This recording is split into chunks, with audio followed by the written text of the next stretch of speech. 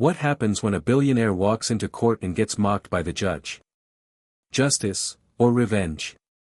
It was a crisp Monday morning in downtown San Francisco, and the federal courthouse buzzed with media vans and anxious murmurs. A dozen cameras pointed at the stone steps. Reporters, bloggers, and social media influencers were packed like sardines, hoping for one good shot. Not of a celebrity criminal or a scandal-plagued senator, but of him. Elon Musk stepped out of a black Model S, flanked by two lawyers in sleek navy suits. Dressed in a tailored gray blazer over a black t-shirt, he looked like he'd just walked off a TED stage rather than into the eye of a legal hurricane. His sunglasses hid his eyes, but the tight line of his mouth spoke volumes. He wasn't here to joke. Not today. Inside the courtroom, Judge Harold R. Bennett took his seat with a slow, deliberate flair. A man known for his sharp wit and no-nonsense demeanor, he had a reputation for treating everyone the same, whether you were a barista or a billionaire. To him, the law was sacred, and anyone who thought they were above it, even slightly, got dragged back down to earth, hard. And Elon? Elon Musk had been flying too close to the sun for too long. This is a preliminary hearing regarding Mr. Musk's alleged market manipulation via social media, again, the judge said dryly, flipping through a folder. He didn't look up. Mr. Musk, do you understand the charges? Elon remained silent for a beat longer than necessary. When he spoke, his voice was measured but cool. I do. Though I find them repetitive. A few muffled chuckles rolled through the courtroom. Judge Bennett looked up slowly. Then he did something unexpected. He smiled. And not just any smile, a wide, exaggerated grin that seemed to mock the very idea of Musk's presence here.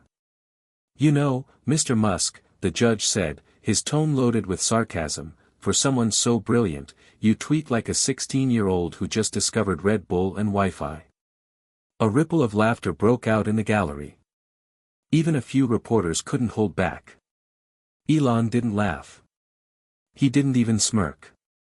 He just tilted his head slightly, eyes still hidden behind his sunglasses, as if saving the moment to a mental folder labeled long-term memory. The judge leaned back in his chair. This isn't Twitter, Mr. Musk. This is a court of law.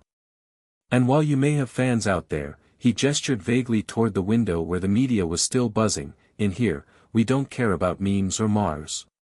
We care about accountability. A flash of something dark flickered across Elon's face. It was subtle, almost imperceptible, but it was there. An invisible switch flipped. His lead attorney, Natalie Kim, leaned in and whispered, "Stay calm. He's baiting you." But Elon had already tuned her out. This wasn't about a tweet. This wasn't about stock prices or market confidence. It was about something deeper. Personal. The judge wasn't just questioning his actions, he was questioning Elon's identity.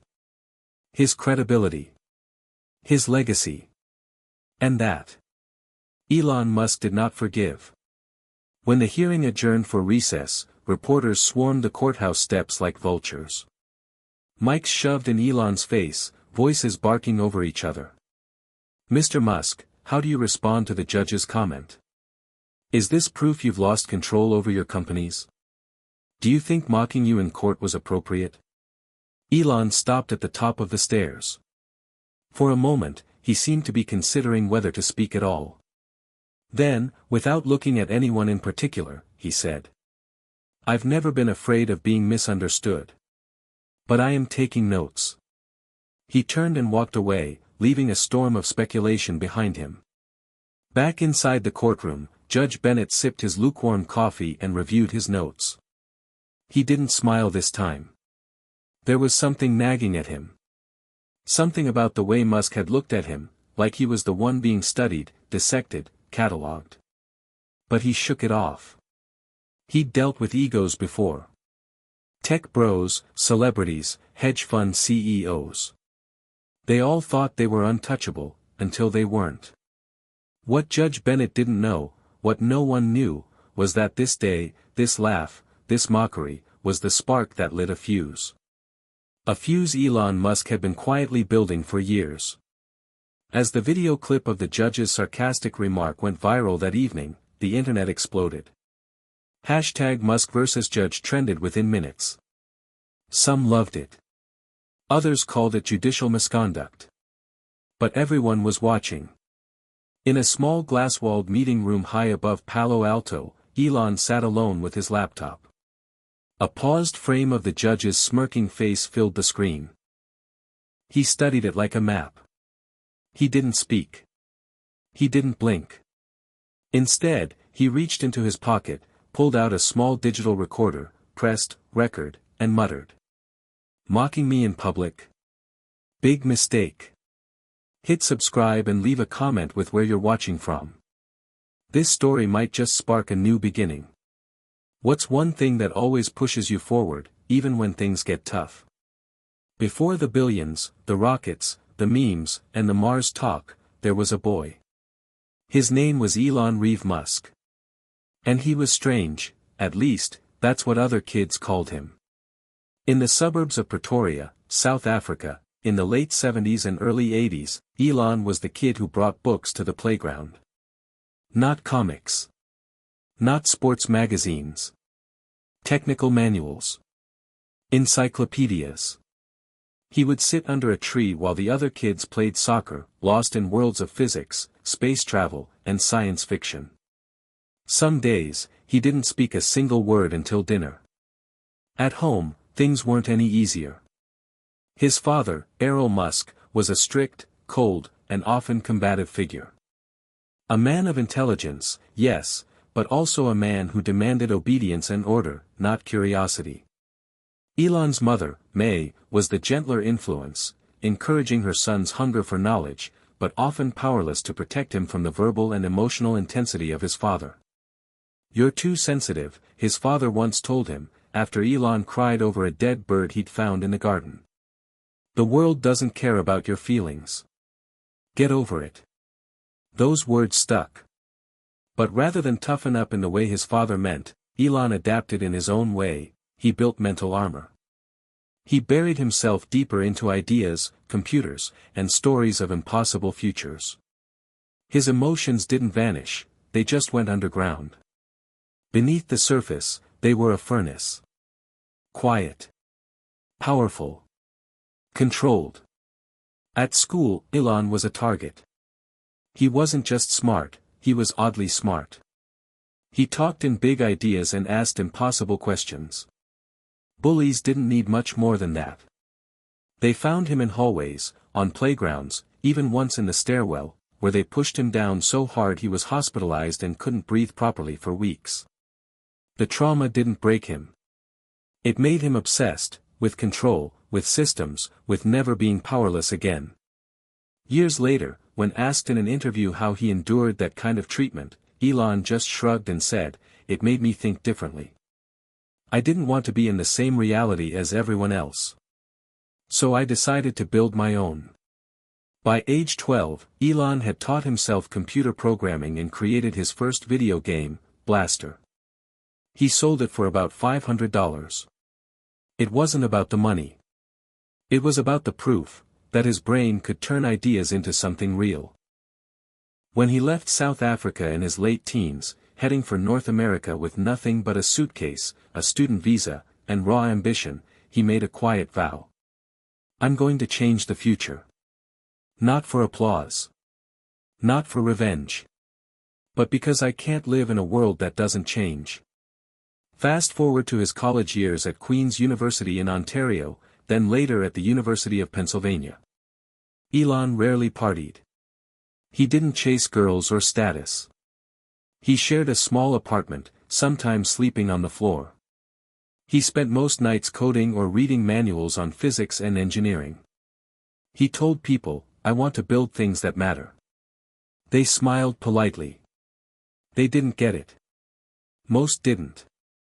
But one person did, a fellow student named Justine.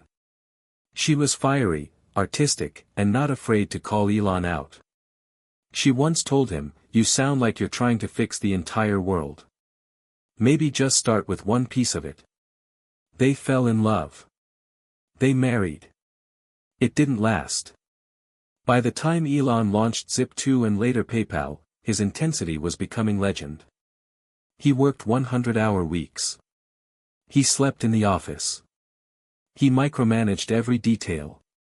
His co-founders admired him and feared him. He wasn't just chasing success, he was trying to outpace something. Maybe it was the past. Maybe it was the echo of his father's voice. Maybe it was fear of being insignificant. And behind all of it was still the same boy from Pretoria. Just with more firepower. Then came SpaceX. And Tesla. And the first wave of public failures. Rocket explosions. Mockery from Wall Street. Doubt from every corner of the business world. And yet, he kept coming. He'd bet everything, on missions no one believed in. He'd go months without pay. Sleep in the factory. Rage at engineers. Cry in private. "You're too emotional to be CEO," an investor once told him. And again, those words stuck. But not the way they were meant to. Elon didn't scale back. He doubled down. And he started hiding more of himself behind the sarcasm, the memes, the public persona. He built the mask. By the time he walked into that courtroom in Chapter 1, he wasn't just a man. He was a myth. A paradox. A billionaire who slept on couches. A boss who fired people mid-email, then showed up at their wedding. A genius who tweeted like a man unfiltered. So when the judge mocked him in front of the world, people laughed. Because people always laugh when they don't understand someone. When they think they've figured you out. But what they forget is, he never forgot anything. Not the beatings. Not the betrayal. Not the silence. Not the smirk on his father's face. So when Judge Bennett chuckled and said, "You tweet like a 16-year-old, he wasn't just insulting a man. He was poking a dragon that had trained in pain since childhood. And that dragon? He just smiled. Silently. Because he knew something the judge didn't. The courtroom might be the judge's arena. But the future? That was his. Every time Elon Musk took a step forward, he lit a fire behind him. It started when PayPal sold for $1.5 billion. Elon walked away with over $100 million, young and hungry, with a list of ideas that sounded like science fiction. Mars colonization. Electric cars. Global internet. AI interfaces in the brain. He didn't want to invest in the future. He wanted to build it. The first move was SpaceX. A private rocket company in a field monopolized by government contractors. Everyone called it insane. They laughed. The New York Times headline in 2006 read, "Elon Musk might be too ambitious for space." And yet, the first time a Falcon 1 rocket launched, Elon stood at the edge of a concrete runway on a remote island in the Pacific, eyes locked on the flame trail disappearing into the clouds. The rocket exploded 2 minutes after takeoff. So did the next one. And the next. 3 failures. Each costing millions. Each pushing the company closer to bankruptcy. Board members told him to walk away. Elon said no. "Failure is just the cost of tuition," he muttered, pacing the floor of the Hawthorne warehouse at 2 a.m., eyes bloodshot, hair uncombed, surrounded by engineers who hadn't seen daylight in days. On the 4th try, the rocket made it. It broke through the atmosphere. And so did Elon. SpaceX became more than a company. It became a symbol, for disruption, for resilience, for throwing a punch at the impossible and watching it flinch. But with every success, Elon created waves. And waves always hit shorelines where people were comfortable. Boeing. Lockheed. NASA contractors. Wall Street short sellers. Tech rivals. Political operatives. Each time Musk challenged the status quo, someone powerful bled money or control. By the time Tesla started taking off, defying odds, surviving the Model 3 production hell, and eating into the gas-powered auto industry, Elon had transformed from quirky genius to public enemy number one for an entire generation of institutions. The traditional auto manufacturers mocked him at first. "He's just playing with batteries," one GM executive said in an interview. 5 years later, they were scrambling to launch their own EVs, watching Tesla's market cap soar past their combined value. But no power move comes without cost. And Elon's cost? Enemies in high places. The media turned on him. It started with critiques of his leadership style. Then his tweets. Then rumors about his mental health. Every time he opened his mouth, on Twitter, in interviews, at product launches, journalists sharpened their knives. Erratic. Narcissistic. Too powerful for his own good. One headline even called him the tech world's supervillain. But Elon didn't back down. He clapped back, online and off, firing off sarcasm and truth bombs in 280 characters. He wasn't playing the PR game. He was playing his game. Then came the moment that put him on the legal radar. August 7, 2018. A tweet that would change everything. AM considering taking Tesla private at $420. Funding secured. The internet melted. Investors panicked. Stock prices soared. And within hours, the SEC, the U.S. Securities and Exchange Commission, was knocking. Funding secured were two words that carried massive weight. Billions in market value moved in minutes. But had funding actually been secured? That's what the SEC wanted to know. Elon clarified. Then they sued him anyway. The result? He paid $20 million in fines and was forced to step down as Tesla's chairman. But to Elon, the fine was just another rocket crash. Annoying. Frustrating. But not fatal. What did sting was the precedent. A regulatory body trying to muzzle him. Silence him. That wasn't just business. That was personal. In private, he told his inner circle. They want me to behave. But they don't realize I don't do well behaved. From that point on, it wasn't just about building cars or rockets or brain chips. It was about fighting a system that seemed designed to keep visionaries in check. A system that, in Elon's eyes, punished risk and protected stagnation. So he fought harder. He opened Tesla gigafactories across the world. He launched rockets weekly. He acquired Twitter and renamed it X, his long-held dream of turning it into the ultimate everything app. But with every bold move, the pressure mounted.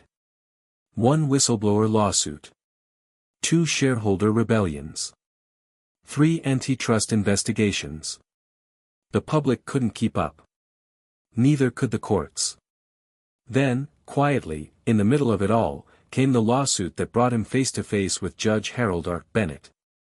It started like any other securities-related legal dispute, a plaintiff claiming Musk's tweets once again had affected share prices unfairly.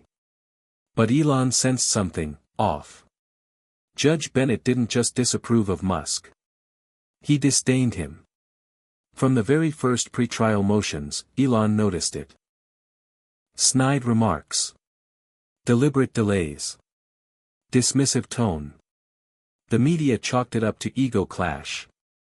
But Elon knew better. This wasn't just about market impact. This was about him. And as he sat in that courtroom, watching the judge smirk, hearing the laughter ripple around him, one thing became crystal clear. This man, this judge, didn't just want to rule against him. He wanted to humiliate him. And for Elon Musk, humiliation wasn't just uncomfortable. It was a declaration of war. To most people, Judge Harold R. Bennett was just another name on a long list of black-robed authority figures. But to those who knew him, the name carried weight. Serious weight. He wasn't flashy. He wasn't famous. He didn't do press. No memoirs, no book deals, no Twitter account. Just long hours, thick law books, and a belief that order was sacred. Born in 1956 in Baltimore, Harold grew up in a working-class family where rules were everything. His father was a war veteran turned train conductor, and his mother worked 2 jobs to keep the lights on. He wasn't born into power, he clawed his way into it. Scholarship to Yale. Top 10% of his class at Columbia Law. U.S. Attorney's Office by 30. Federal Judge by 48. His record? Impeccable. His court? Immaculate. His style? Ruthless. He once fined a defense lawyer for chewing gum during a hearing. Another time, he had a juror dismissed for checking their phone. And he wasn't shy about calling CEOs overpaid amateurs if they wasted the court's time. But there was something about tech billionaires that really got under his skin. To him, they weren't builders. They were gamblers.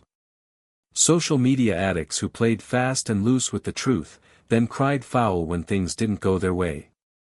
He didn't care if you were worth $5 or $500 billion, if you stood in his courtroom, you stood on the same floor as everyone else.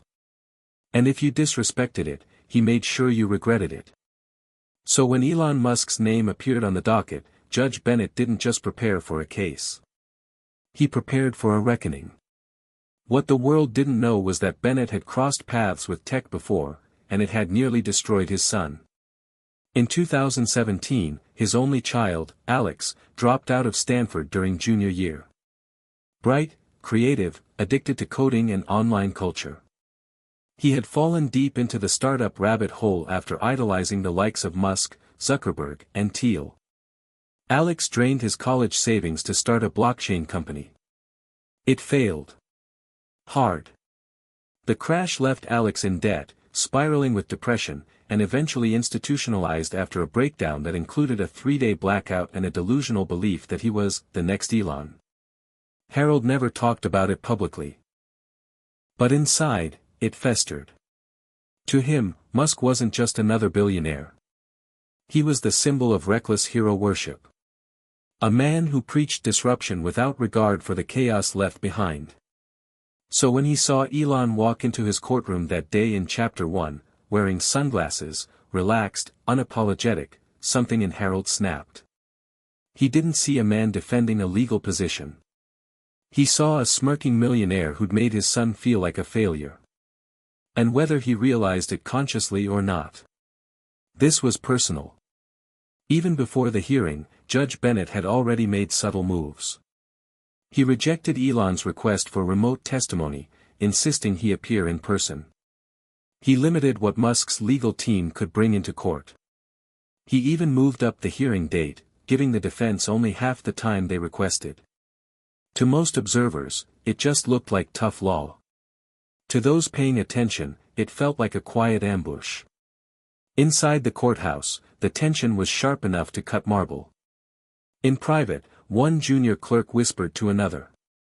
"Have you ever seen the judge this, wound up?" The other just shook her head.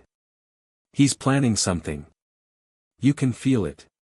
That something came in the form of carefully worded court orders, sarcastic remarks, and a performance that felt more like theater than law.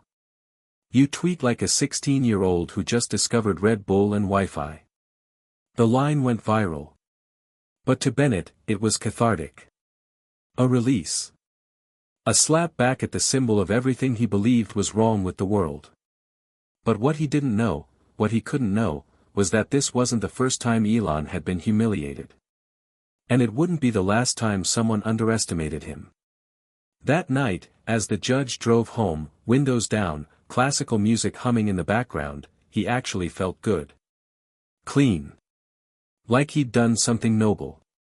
He didn't think about ethics, or boundaries, or bias. He just thought. Maybe this time, someone like him won't get away with it. Back at home, in a modest 2-story in Menlo Park, Bennett poured a glass of bourbon and flipped open his laptop. There it was. The clip. The meme.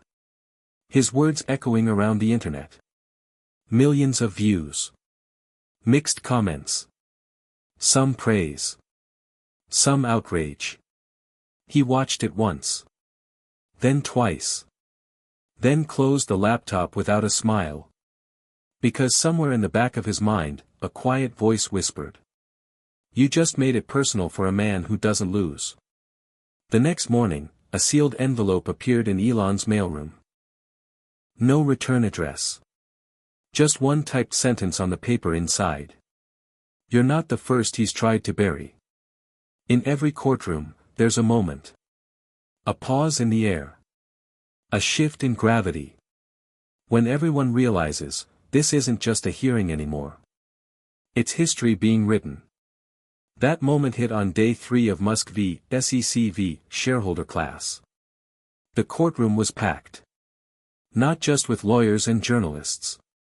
This time. Executives. Investors. Politicians in sunglasses.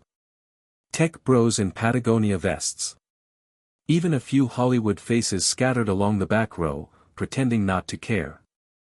Because now it wasn't just about a tweet. It was about precedent.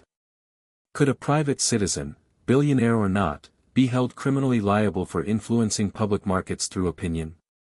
And more than that. Where does free speech end, and corporate responsibility begin? Elon's legal team, led by Natalie Kim, came out swinging. Her opening argument was clinical, sharp, and surprisingly emotional. We're not defending a tweet, she said. We're defending the right of an individual, who also happens to be a CEO, to speak to the people who support him. To speak honestly, imperfectly, and without a legal muzzle. This case isn't about regulation. It's about control. Judge Bennett didn't flinch. But behind the bench, he began to grind his teeth. He didn't like being told what a case was really about. Especially not by a defense attorney barely half his age. The prosecution countered with a cold, methodical takedown. Charts. Timelines. Expert witnesses. Tweets pulled up and dissected line by line. They argued that Elon's online presence wasn't personal, it was strategic. That every post was a calculated attempt to manipulate public perception and stock movement. That he knew what he was doing. And that, worst of all, he didn't care. Mr. Musk wants to play Messiah while acting like a martyr, said lead prosecutor Daniel Ames.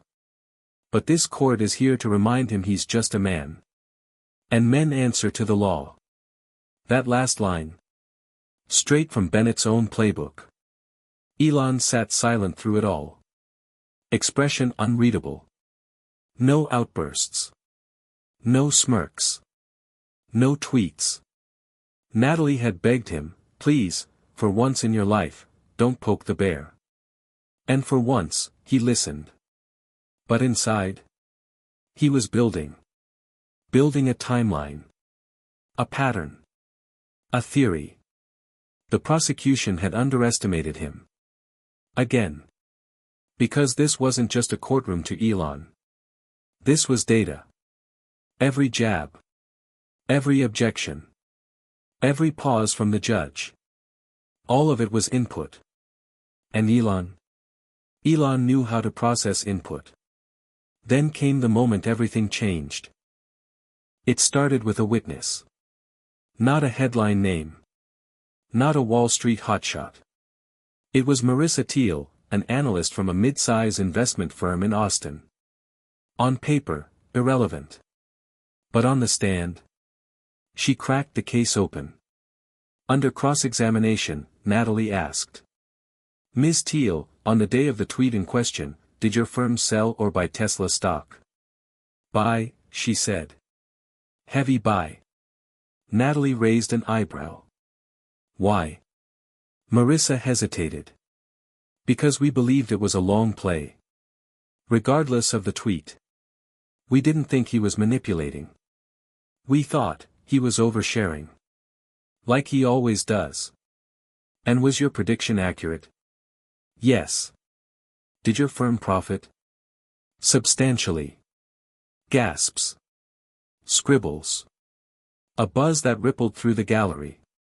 Because it wasn't about whether the tweet was wild, it was about intent. And the prosecution had just lost their biggest weapon. The judge called for a recess. But as he stood, he shot Natalie a look like ice water. She knew that look. She'd just drawn blood.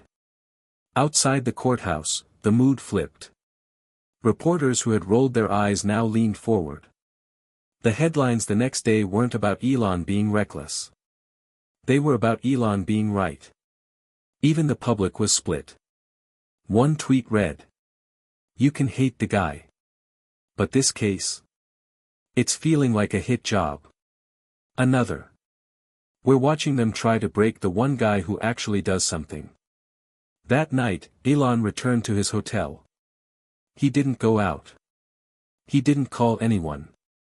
He ordered takeout and sat alone, staring at a whiteboard he had rolled into the suite.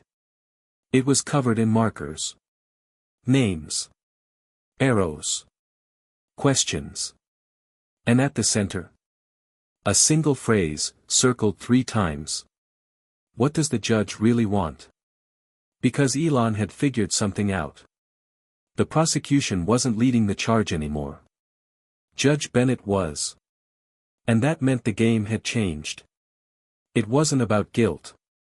It was about power. The night after the courtroom tide shifted, the city buzzed. Cable news panels argued. Financial blogs revised their positions. Even late-night hosts were split, some mocked Elon's deadpan silence, others called the trial a witch hunt in a tailored suit. But inside a private steakhouse in Washington, D.C., far from cameras and chaos, a different kind of conversation was unfolding. One that would never make headlines. One that could change everything. It was just after 9 p.m. when a black Escalade pulled up to the alley entrance behind the Langston Room, a no-menu, no-phones establishment favored by regulators, lobbyists, and anyone with something to hide. Inside, 3 men sat in a deep red booth. Daniel Ames, lead prosecutor in Musk v. SEC. Arthur Langley, senior counsel for the U.S. Financial Oversight Bureau. And Philip Rhodes, longtime political advisor to Judge Harold R. Bennett. This wasn't dinner. This was containment. Because the case, it wasn't going the way it was supposed to. "I warned you," Langley said, sipping scotch. "Musk isn't just a defendant. He's a platform. He sneezes, markets move. The longer this drags out, the more we look like we're trying to muzzle a folk hero." Ames leaned forward. "Then maybe it's time to talk resolution. Quietly. Before this turns into another Occupy Wall Street circus." Rhodes shook his head. "Judge won't go for that. He wants a statement.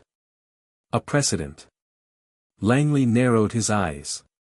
"And what exactly does your boss really want? A fine? A ban? Or just to see the man squirm?" Rhodes paused. Then said what no one in the room wanted to admit. "He wants Musk diminished." Back in San Francisco, Elon was already ahead. He'd seen a photo, leaked anonymously, of Rhodes and Ames meeting in D.C. His team didn't know what to make of it. But Elon did. "They're panicking," he told Natalie. "And panic makes people predictable." So he made his own move. A whisper to the right journalist. A casual dinner with an old SEC contact. An encrypted message to a certain hedge fund CEO with just enough information to spark curiosity. He didn't need to prove corruption. He just needed to imply it.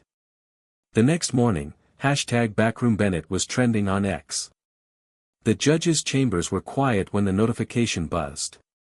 He picked up his phone. Read the first few headlines. Judge under fire for alleged back-channel ties in Musk trial. Power or personal grudge? Questions swirl around federal case. He felt it, the shift. The narrative cracking. Public pressure mounting. And it wasn't coming from lawyers. It was coming from Elon. That same afternoon, something unprecedented happened. Bennett requested a private meeting with Natalie. No press. No Musk. Just counsel. In chambers, behind thick oak doors, he didn't yell. Didn't threaten. Just offered something unexpected. A deal. He would offer to drop the most severe charges in exchange for a partial liability admission, no fraud, no ban, just poor judgment, language and a public apology from Elon. Natalie blinked. You want him to apologize for being Elon Musk? Bennett leaned back. No. I want him to understand that no one is bigger than the bench. She didn't answer right away. Because that offer. It wasn't legal strategy. It was ego. Dressed up in robes. When Elon heard the terms, he smiled. Then laughed. Then turned dead serious. We're not here to settle, he said. We're here to finish. Still, he didn't post about it. Not yet. He knew timing was everything. And right now? The court of public opinion was leaning his way. But he also knew something else. If Bennett was offering a deal this early, that meant the judge felt the ground moving beneath his feet. And Elon? Elon had always been good at earthquakes. That night, another envelope arrived. Same type. No return address. Just one line. You're winning. That's when he's most dangerous. Courtrooms are built for structure. For order. For predictable rhythms. Objection. Overruled. Sustained. Next witness. But on day 6 of the trial, all of that unraveled. Because that was the day Natalie Kim flipped the chessboard. It started with a witness no one saw coming. Derek Vaughn, a former compliance officer at the SEC. On paper, he had nothing to do with Elon. No ties to Tesla. No stake in the outcome. But what Natalie knew, and what the court didn't, was that Derek had once flagged internal concerns over how high-profile defendants were handled, especially those in the tech sector. She brought him in not to defend Elon, but to expose bias. And it worked. Derek took the stand. Calm. Gray suit. No flash. Natalie began with surgical precision. Mr. Vaughn, during your time at the SEC, were you involved in any conversations regarding how to handle public figures facing civil complaints? Yes. Were those conversations different depending on the individual? Yes. How so? Well, when it came to celebrities or CEOs with media reach, there was more pressure to, how should I say, make an example out of them. Murmurs in the gallery. Judge Bennett tapped his gavel. Silence, please. But Natalie was just getting started. She reached into a folder and pulled out an email. Exhibit 49A, she said. Mr. Vaughn, is this your email? He adjusted his glasses. Yes. Dated August 8, 2018, the day after Mr. Musk's funding secured tweet. Yes. Can you read the second paragraph out loud for the court? He cleared his throat. If we don't move quickly, the optics will suggest we're afraid of him. This case is about public trust more than securities enforcement. It hit like a slap. Not because it was illegal. But because it wasn't. This wasn't about fraud. It was about perception. About image. And the courtroom felt it. Even Judge Bennett paused. Briefly. Prosecutor Daniel Ames scrambled to object. Your Honor, this is speculative and outside the scope. Natalie cut in, voice calm but ice sharp. I'm not asking what the SEC should have done. I'm showing what they were actually doing. That's relevance. That's intent. Bennett looked at her. She looked right back. He knew what this was. Not a defense. A counterattack. Then came the final blow. Natalie turned to Derek. In your opinion, Mr. Vaughn, was Mr. Musk being investigated for misleading investors? A pause. Or for challenging the wrong people? A breathless hush swept the room. Even Derek hesitated. Then. I think he was targeted, because he made the wrong people nervous. Boom. It wasn't just testimony. It was a grenade. Judge Bennett's gavel hit harder this time. That's enough. But the damage was done. The gallery exploded in whispers. Phones vibrated. Reporters half ran out of the room to beat the news cycle. Natalie closed her folder. And walked back to her seat. No smile. Just fire behind her eyes. Outside the courthouse, the headlines hit within minutes. SEC bias exposed. Witness admits Elon was targeted for influence, not actions. Trial shaken after explosive testimony. Inside chambers, Judge Bennett was livid. To most people, his fury looked like silence. But his clerk saw the signs. The hand tremble. The clenched jaw. The controlled, deep breaths. He wasn't just losing control of the room. He was losing control of the narrative.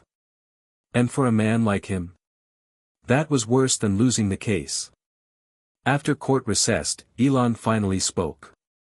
Not to cameras. Not to reporters. To Natalie. Do you know what you just did? He asked, eyes fixed. She nodded. I gave them a reason to doubt the story they've been fed. He smiled, just barely. Then we're halfway home. But that night, something changed. Elon's head of security received a tip. Unverified. Anonymous. Voice disguised. Tell your boss to watch his step. Not everyone plays fair when they're losing. At first, it didn't seem like much. A voicemail. No caller ID. The voice distorted, mechanical, but clear enough to make out the words. Tell him to stop. Before he can't. Elon's head of security, Pete Reynolds, replayed it 3 times in his office at the Ritz-Carlton, jaw clenched, fingers tapping the edge of his desk. He'd seen stuff like this before, fanatics, trolls, prank calls. But this one hit different. It didn't feel like a fan. It felt like a warning. He brought it to Elon immediately. Most people would have panicked. Elon. He shrugged. People send worse on Twitter. Pete leaned in, voice low. This wasn't sent, Elon. This was delivered. Whoever this is, they knew where we're staying. That's not just trolling. That's reach. Elon sighed, leaned back, and looked out the window. The city lights flickered in silence below. Do me a favor, he said. Trace it. But don't tell Natalie yet. She's focused, and I need her sharp. Pete nodded. But even he didn't know, this wasn't the last message. Not by a long shot. The next morning, the courthouse was different. Security was tighter. Reporters were tenser. And Judge Bennett? He was rattled. Because someone had slipped a manila envelope under his door too. No return address. No fingerprints. Inside, 3 pages of redacted internal emails. Ones he had never authorized for public release. Ones that hinted at selective pressure from D.C., asking his court to set the tone with Musk's case. His jaw locked. Not because it was illegal. But because it meant someone was watching him. Closely. In the courtroom, Natalie immediately picked up on the shift. Judge Bennett was terse, distracted, less sharp than usual. Even the prosecution stumbled in their rhythm. And Elon? Elon just sat there, watching. Quiet. Calculating. Almost like he knew this part was coming. The hearing was brief. Mostly procedural. But after court adjourned, Natalie caught up with Elon in the hallway. You feel that? She asked. He nodded. They're unraveling. I mean the judge. He looked, spooked. He should be. She squinted. Is there something I don't know? Elon tilted his head, smiling faintly. There's always something you don't know. That night, another message. This one was sent to Natalie. No voicemail. No envelope. Just an email. Subject line. You're betting on the wrong man. Body text. You think you're fighting the system. But he built it. And when it folds, it won't fold on him. It'll fold on you. Attached was a photo. Low-res.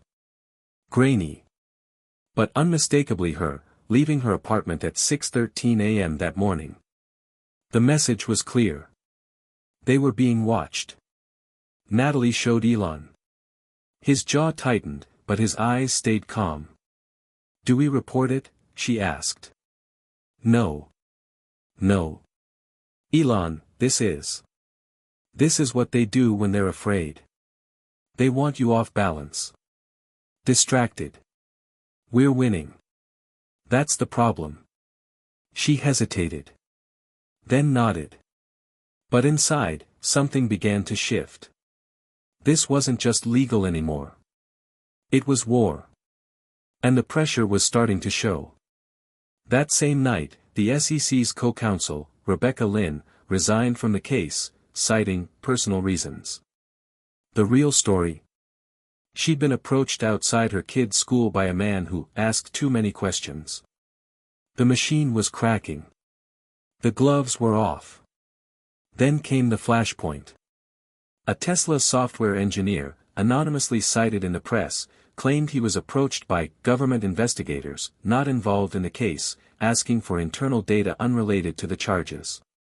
It wasn't legal discovery. It was a dig.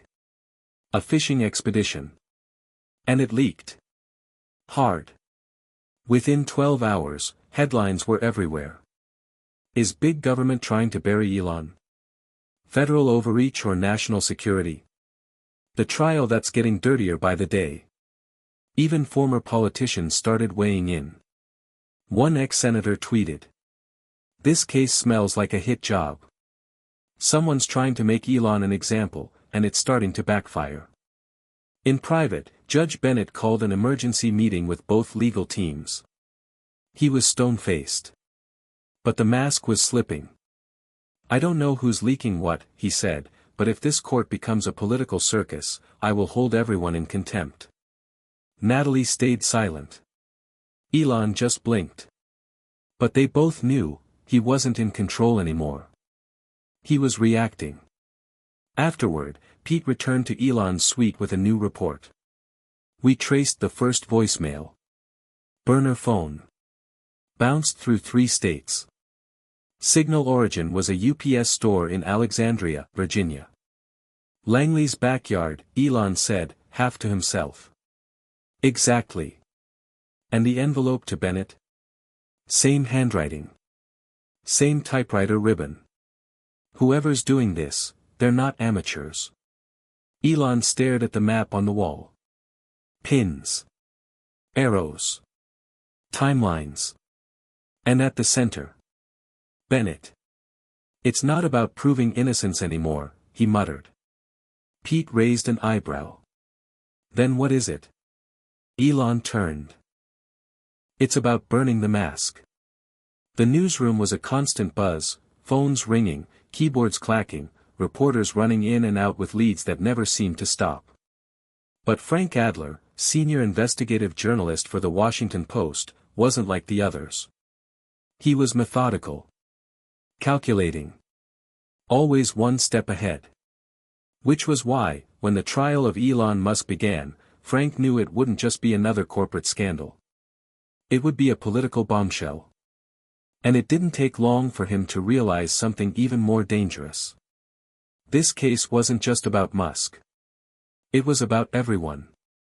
He started with the leaks. The emails. The photographs. The whispers in the hallway. Whoever was orchestrating this trial didn't care about the truth. They cared about destroying the man with the biggest megaphone in the room. Frank dug deeper. And in doing so, he found something that would make most reporters pause. But Frank wasn't like most reporters. He found the links. The quiet meetings. The shadowy figures pulling strings behind closed doors. And they all led back to one name, Judge Harold R. Bennett.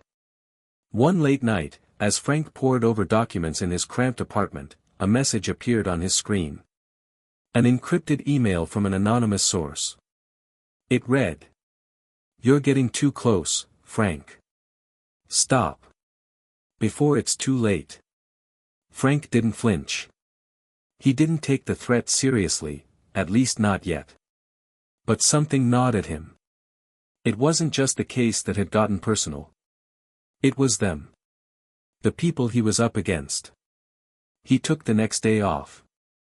But that night, as he was walking back to his car in the dimly lit parking lot behind his apartment building, he heard it. A voice, too low to be recognized. "You need to stop digging, Frank." He froze. Someone was there, just behind him. He spun around, heart racing, but there was no one in sight. His fingers went instinctively to his phone, but it was already too late. The next morning, Frank found his car keyed, every side, a deep gash cutting through the paint. But that wasn't the worst part. The worst part was the message, written in what looked like black marker on the driver's side window. "Stay away from Musk. He's untouchable." It was clear. This wasn't some random act of vandalism. This was a warning. A very personal one. But Frank didn't back down. By now, the court was no longer just about facts and evidence. It was about power, manipulation, and who could control the narrative. Frank's investigation had led him down a rabbit hole, connecting dots between high-level political figures, the SEC, and, most importantly, Judge Bennett himself. The whispers he was hearing were louder now. People were talking, but they were scared. One of those people was Sarah Jennings, a former SEC employee who had worked under Bennett years ago. She had come to Frank with information that was nothing short of explosive. The night before, she'd received a threatening phone call, telling her to stay quiet or else. But her conscience had gotten the better of her. She showed up at Frank's apartment early that morning, shaking, but determined. "I know things," she said, "things that Bennett doesn't want getting out." "What things?" Frank asked, already knowing this would be the story of a lifetime. She hesitated, but Frank could see the resolve in her eyes. She wasn't backing down anymore.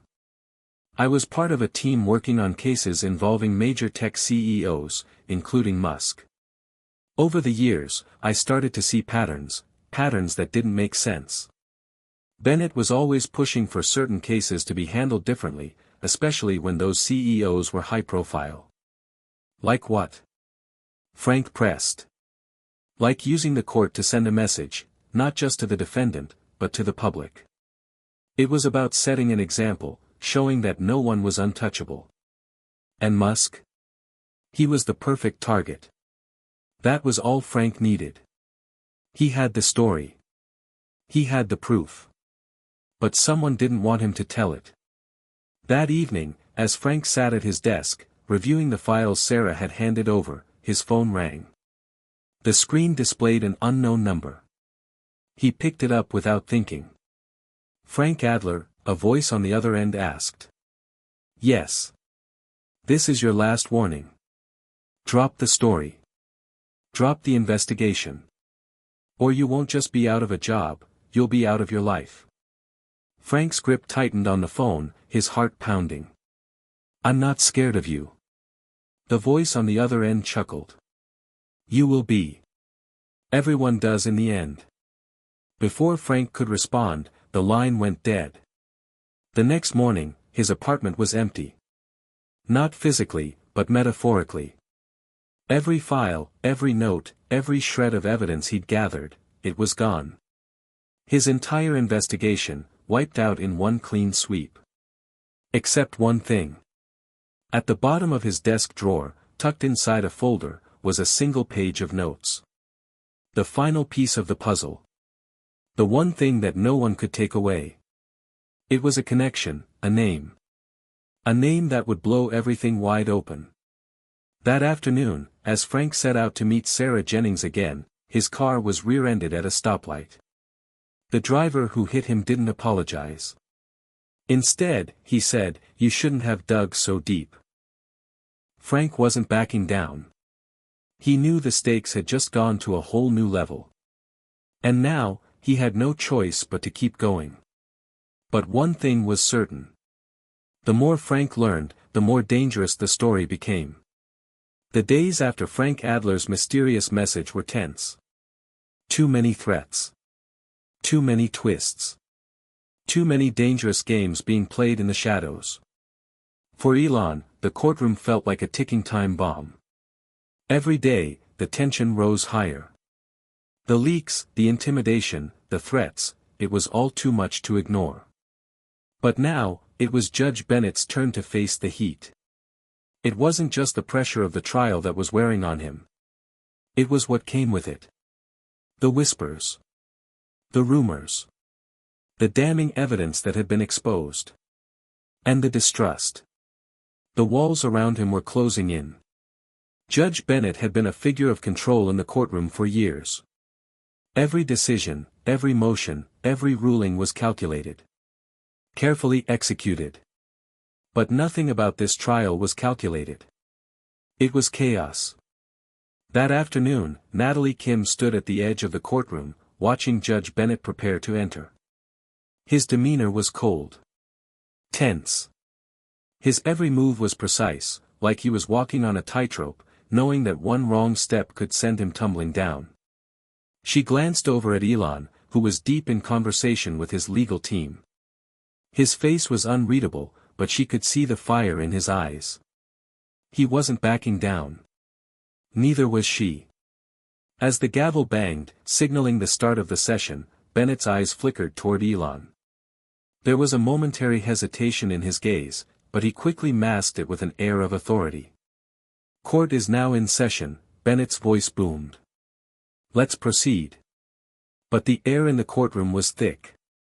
It felt like everyone knew this was more than just a trial. This was a test of power, of influence, of who could bend the system to their will. And Bennett? He was running out of tricks. It started innocently enough. A series of routine motions. A witness who didn't provide much useful information. A few pointed objections from Natalie. But as the session dragged on, the cracks started to show. The small glances between Bennett and the prosecution team. The almost imperceptible way he seemed to be looking for approval, as if his every decision was under scrutiny. He had never been like this before. Natalie could feel it. The judge was rattled. And she knew why. The evidence, the leaks, the mounting public pressure, it was all starting to catch up with him. Elon, too, seemed to notice the shift. He leaned forward in his seat, eyes fixed on Bennett. There was something about the way the judge was acting now that told him everything he needed to know. Bennett wasn't in control anymore. That evening, as the court session came to a close, the headlines told the story. Judge Bennett under fire, leaks, bias, and political pressure mounting in high-profile case. It was getting harder for anyone to ignore. But then came the surprise. A late-night meeting called by Bennett. He summoned both Natalie and Elon to his chambers under the pretense of needing a private conversation. The tension was palpable as they entered the room. Bennett was already seated at his desk, papers scattered in front of him. "This case," he began, "has gotten out of hand." Natalie exchanged a glance with Elon. The last thing she expected was a confession. "I'm not the enemy here," Bennett continued, rubbing his temples. "But it's clear there's more going on than what's happening inside this courtroom. Outside forces have been manipulating the situation. And I'm being forced to play along." Elon's voice was steady, but there was an edge to it. "So you are admitting that the deck is stacked against me?" he asked. Bennett didn't flinch. "Not exactly. But I'm being pressured in ways you can't begin to understand." Natalie crossed her arms. "Who's pressuring you, Your Honor?" The judge hesitated, but then his face grew hard. "I can't say too much. But know this, I'm not the only one being watched. The tension in the room escalated as Elon and Natalie exchanged a look. They weren't getting the answers they needed, but they were getting something more important. A crack. Bennett was breaking. He was starting to crack under the weight of the system he had been part of for so long. As they left his office, Elon spoke first. We have to push. We can't back down now. Natalie nodded. We push until they expose themselves. Elon smiled grimly. They'll regret ever underestimating us. But the real twist came the next morning. In a last-ditch effort to control the narrative, Bennett issued a public statement, a desperate move, but a move that could have serious consequences. He claimed that the leaks had been fabricated, that they were part of a smear campaign aimed at discrediting the court and the legal process. He suggested that there was a coordinated effort to undermine the trial and, by extension, the very foundation of justice. The media erupted. Judge Bennett's desperate move, is he trying to save himself? The legal system at risk, the final countdown for Elon Musk. Elon was quick to respond. His social media team posted a statement within hours. When the truth is inconvenient, they'll stop at nothing to hide it. Judge Bennett's statement is nothing more than a deflection. The truth will come out. And we won't back down. As the pressure mounted, Judge Bennett's position became more and more untenable. His credibility was on the line. His ability to preside over the case was being questioned by both sides. He was trapped. But as the days wore on, it became clear that the trial wasn't just about Musk anymore. It was about the very system that had been built to protect those in power, and the lengths they would go to keep it intact. In the final moments of this chapter, as the courtroom doors slammed shut for the day, everyone knew, the stakes had just gone through the roof. Ever faced a moment when the pressure got too much and you realized you were no longer in control? What did you do next? Hit subscribe and leave a comment with where you're watching from. This story might just spark a new beginning. What's one thing that always pushes you forward, even when things get tough? The day started with a storm. Not a literal one, though the clouds overhead hinted that one could be on its way, but a metaphorical storm. The battle had been heating up for weeks, but now, it felt like the entire case was coming to a head. In the last 48 hours, the pressure had escalated dramatically. Public opinion was turning. Judge Bennett's credibility was already in question, and the leaks from Frank Adler were making their rounds through every major news outlet. What had once been a courtroom drama now felt like a high-stakes political game. Elon Musk, sitting in his chair with his arms folded, knew this moment was coming. He could feel it in his bones. The events of the last few days had only solidified one truth: nothing was going to stop the storm from breaking now. It was 10:15 a.m. when the courtroom door opened, and a man in a dark suit entered without a word. He didn't need to say anything, his presence alone turned heads. Peter Langston, a former federal investigator turned whistleblower, walked down the aisle with a quiet intensity that could only come from someone who had seen too much of the dark side of power. His testimony had been eagerly anticipated, though no one knew exactly when he would show up.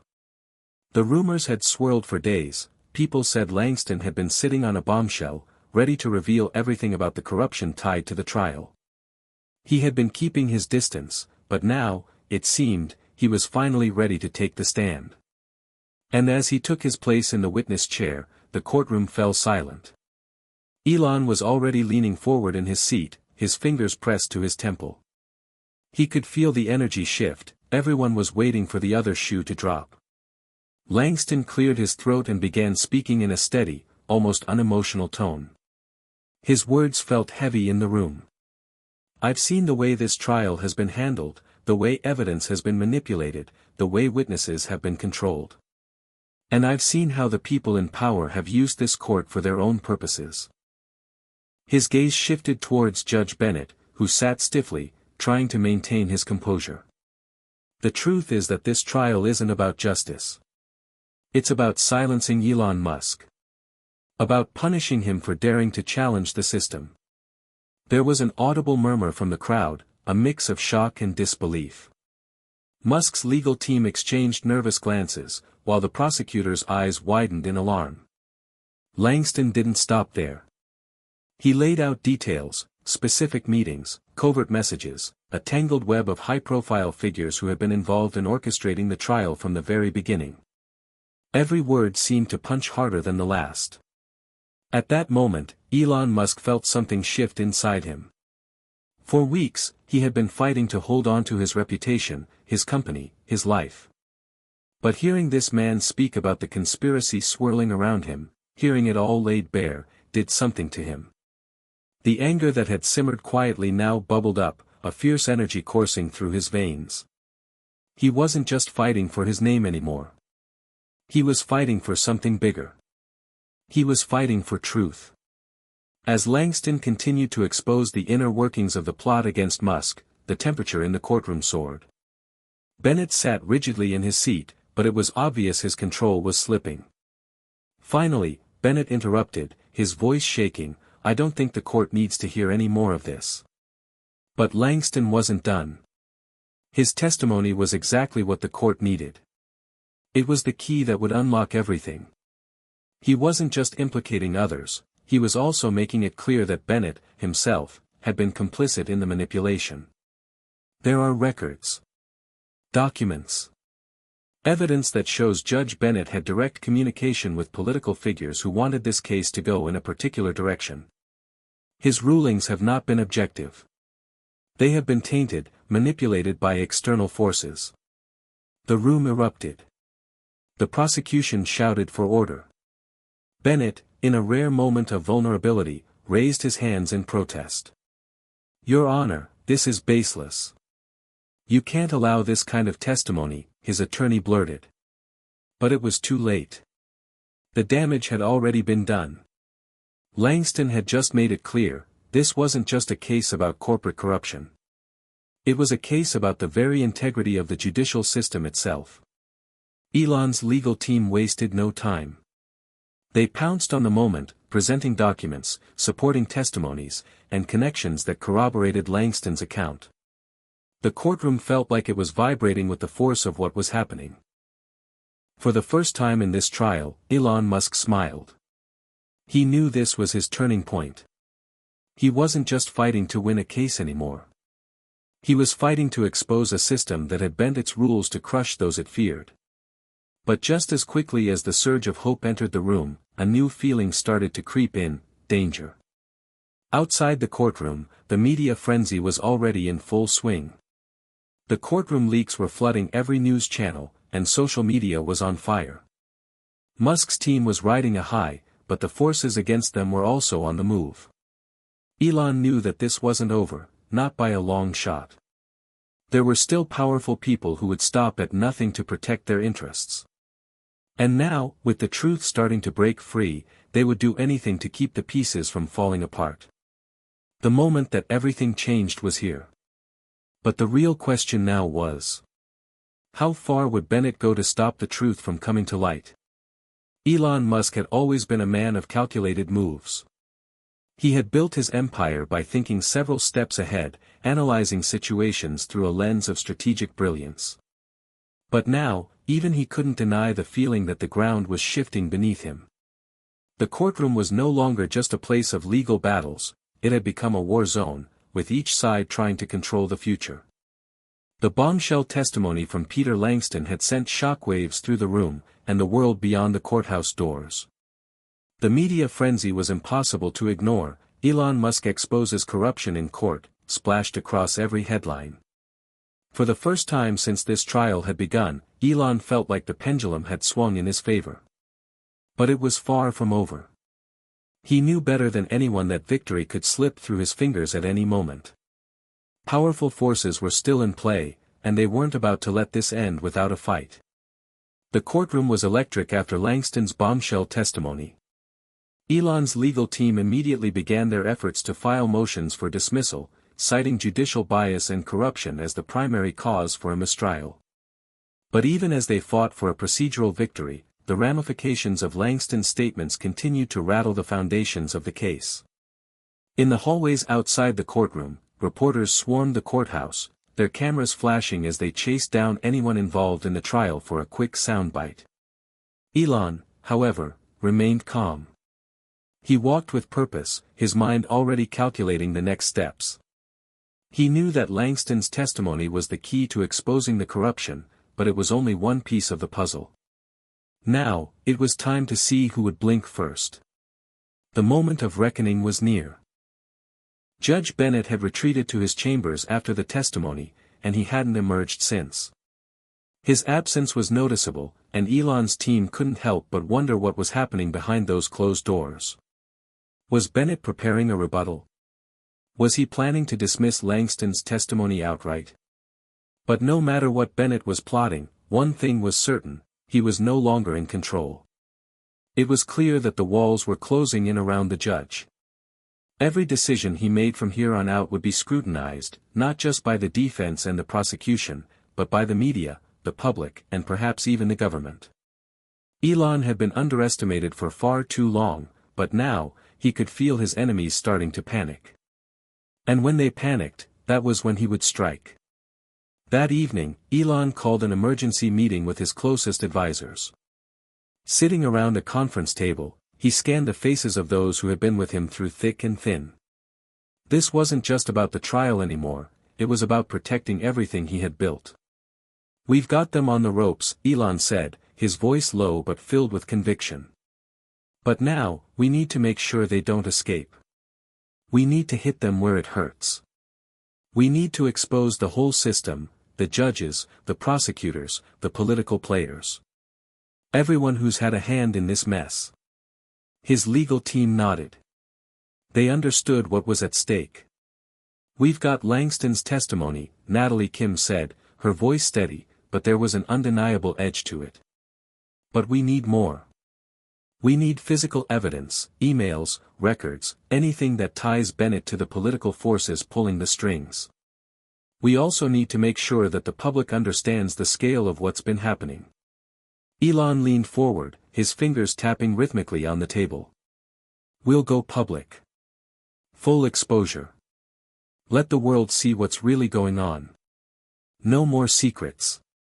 We have the truth, and we're going to make sure everyone knows it." The next day, Elon's team began a full-scale media blitz. Every news outlet, every social media platform, and every influencer was mobilized. Articles began to flood online, detailing Langston's testimony and the explosive revelations it contained. The public's perception of the trial was shifting dramatically in Elon's favor. Judge Bennett under fire for alleged corruption and bias. Elon Musk's legal team unveils evidence of political manipulation. Whistleblower reveals how the court was rigged against Musk. The narrative was clear: the system was broken, and it was being manipulated by the powerful to silence Elon Musk. But even as the media frenzy raged, the real war was being fought behind the scenes.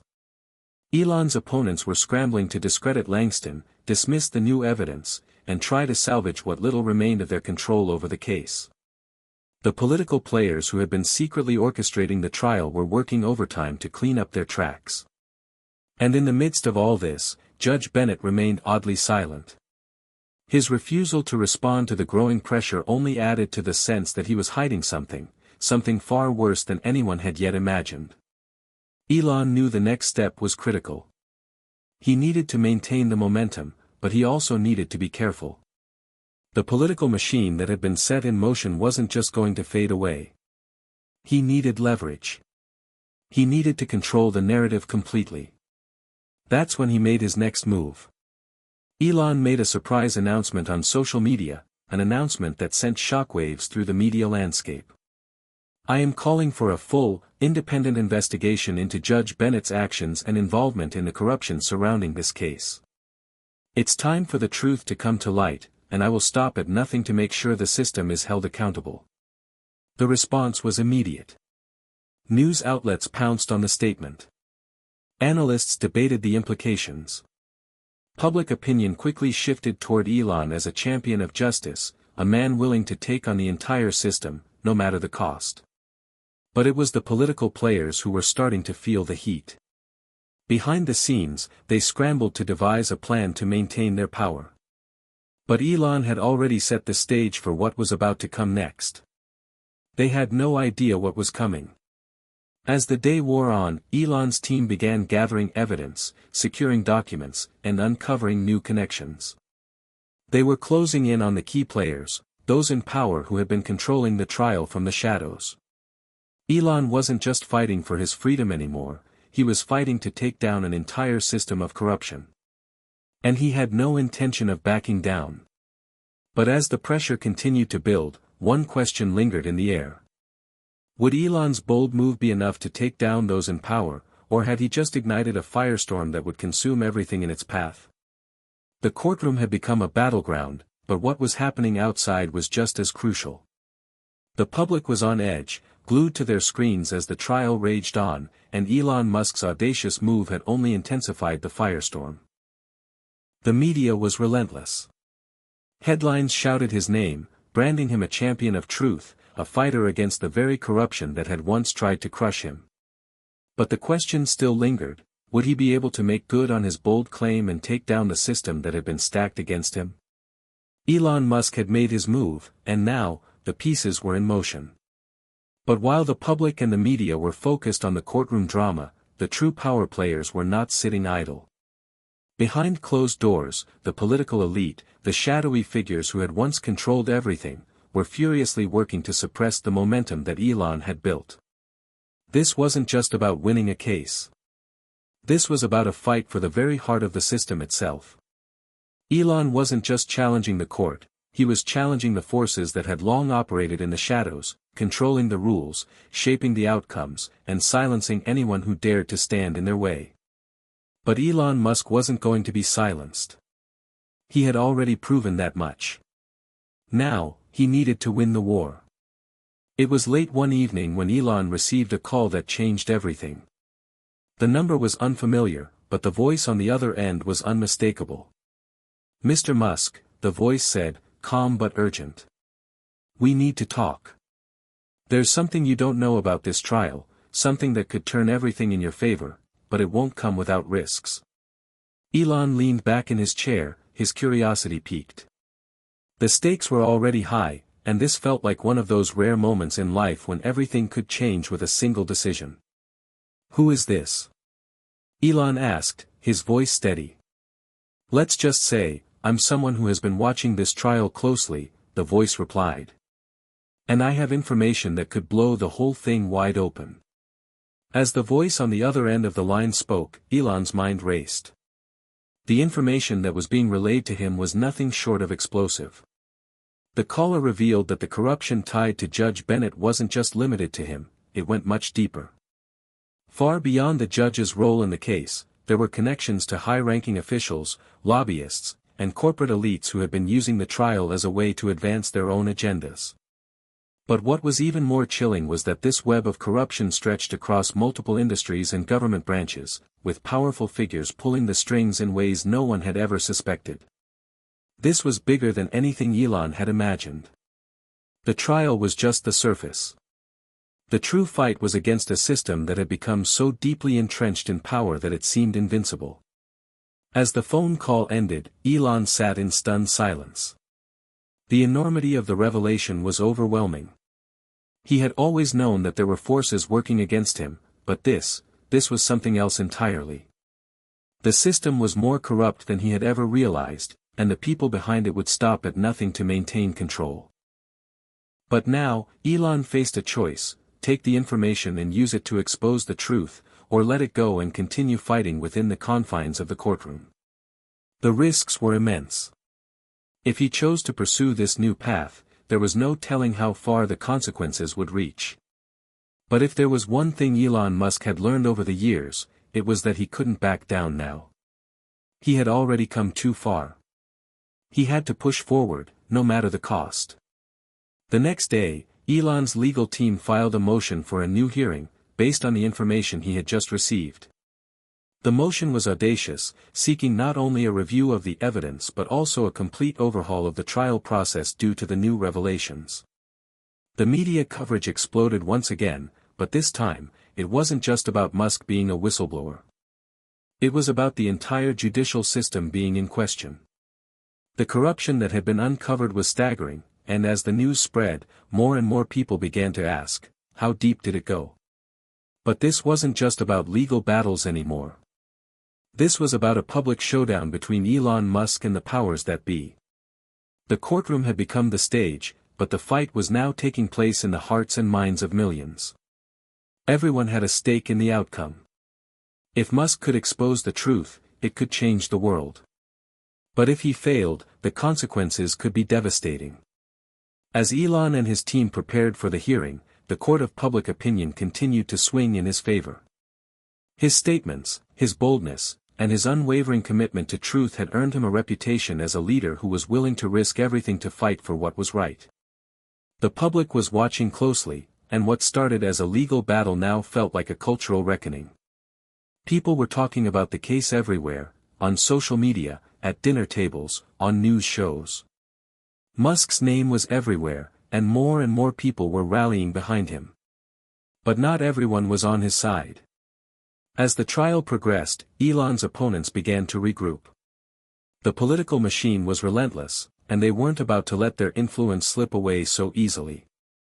The lobbyists and corporate elites had too much at stake to allow Musk to expose the corruption they had worked so hard to hide.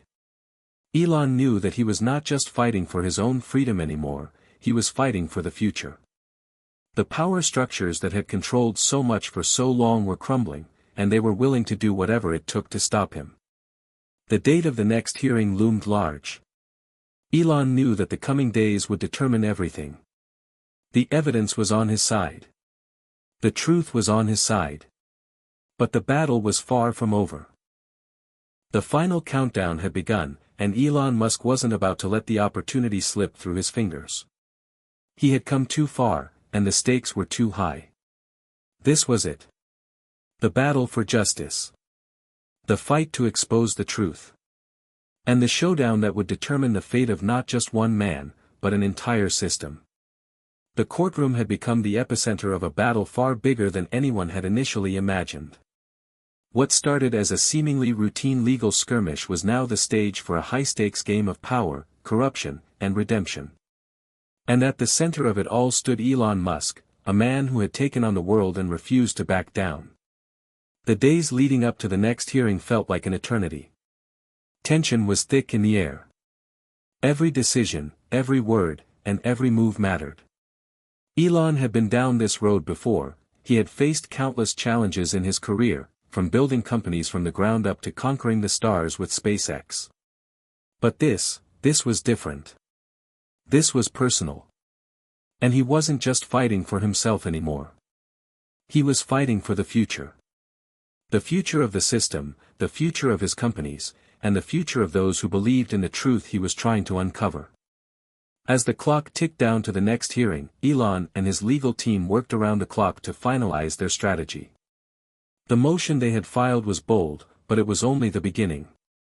The real strategy lay in the evidence, the paper trail, the secret communications, and the whispers that had been passed from one corrupt official to another. Elon had the smoking gun, and it was time to use it. His team had gathered documents, emails, and insider testimonies. They had been piecing together a web of corruption that stretched far beyond Judge Bennett. They had traced connections to political donors, powerful lobbyists, and corporate executives, all of whom had something to gain from keeping Musk in check. It was the perfect storm, a conspiracy of immense proportions. But Elon knew that even the best evidence wouldn't be enough unless they could shock the system into action. The legal system was often predictable, there were rules, precedents, and processes that everyone followed. But Elon was never one to follow the rules, especially when the rules were rigged against him. He had already played the media game, making his bold moves public and rallying support, but now it was time for the real shock. Elon had reached out to an individual who had been on the inside of the entire operation, someone who had first-hand knowledge of the corruption and was willing to risk everything to expose it. This individual, known only as the Insider, had been working within the corridors of power for years. But when they saw what had happened to Musk, they couldn't remain silent anymore. The Insider had been gathering intel on Judge Bennett, and they had key evidence that could directly implicate him. The details were too explosive to ignore. This was the piece of the puzzle that would unravel everything. The morning of the hearing, Elon stood outside the courthouse, gazing at the crowd that had gathered. Reporters, supporters, and spectators had filled the streets, all eager to see how the next chapter of this legal saga would unfold. But inside, the atmosphere was tense, almost electric. Everyone in the courtroom knew that this would be the moment of truth. Elon's legal team was gathered in their strategy room, preparing for the final showdown. They had rehearsed everything, every angle, every argument, every piece of evidence. But there was a palpable sense of anticipation. It wasn't just about the facts anymore. It was about how the story would unfold. And in this battle, the stakes were higher than ever. As the clock struck 9 a.m., Elon walked into the courthouse with his head held high. He had spent the last few days surrounded by his advisors, meticulously going over every detail. But now, it was time for action. The hearing began with a sense of normalcy, the usual procedural motions being handled as the judge prepared to address the ongoing legal arguments. But the tension in the air was undeniable. Everyone knew that something monumental was about to happen. Elon's legal team made their argument. They presented the evidence, the testimony of Peter Langston, and the newfound documents that pointed directly to corruption. But the real shock came when the insider took the stand.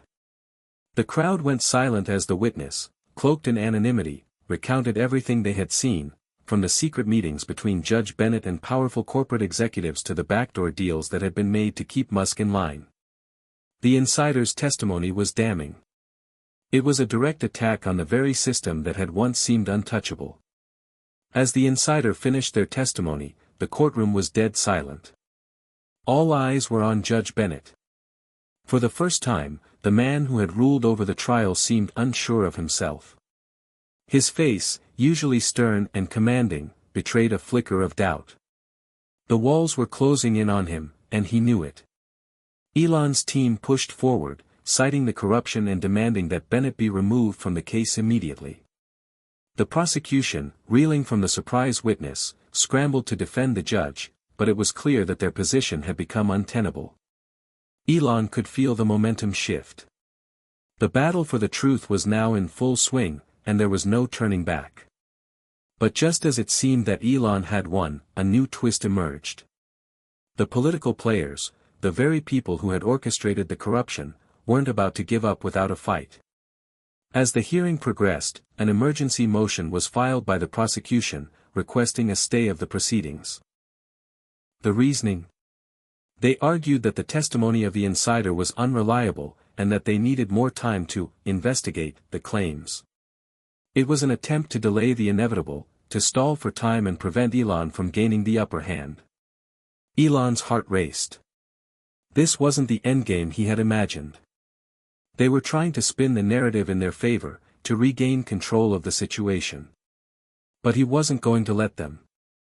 With a cool resolve, Elon's legal team shot back, calling the delay an abuse of the legal process. They demanded that the judge rule immediately on the corruption charges and that Judge Bennett be removed from the case. The momentum was building, the clock was ticking. Elon stood up, his voice clear and unwavering as he addressed the courtroom. "Your Honor," he began, addressing Judge Bennett directly, "the truth is undeniable. We have exposed the corruption that has tainted this trial from the very beginning. It is time to end this farce. We cannot allow the powerful to silence the truth any longer." The room was still. All eyes were on Bennett as the judge stood up to deliver his decision. "The court has heard the evidence," Judge Bennett began, his voice shaky. "I will recuse myself from this case and order a new trial with a new judge. The decision to proceed will be made with full transparency." The room erupted in shock. Elon had won. The corruption was out in the open, and the system had been forced to reckon with its actions. For Elon, this wasn't just a legal victory, it was a personal one.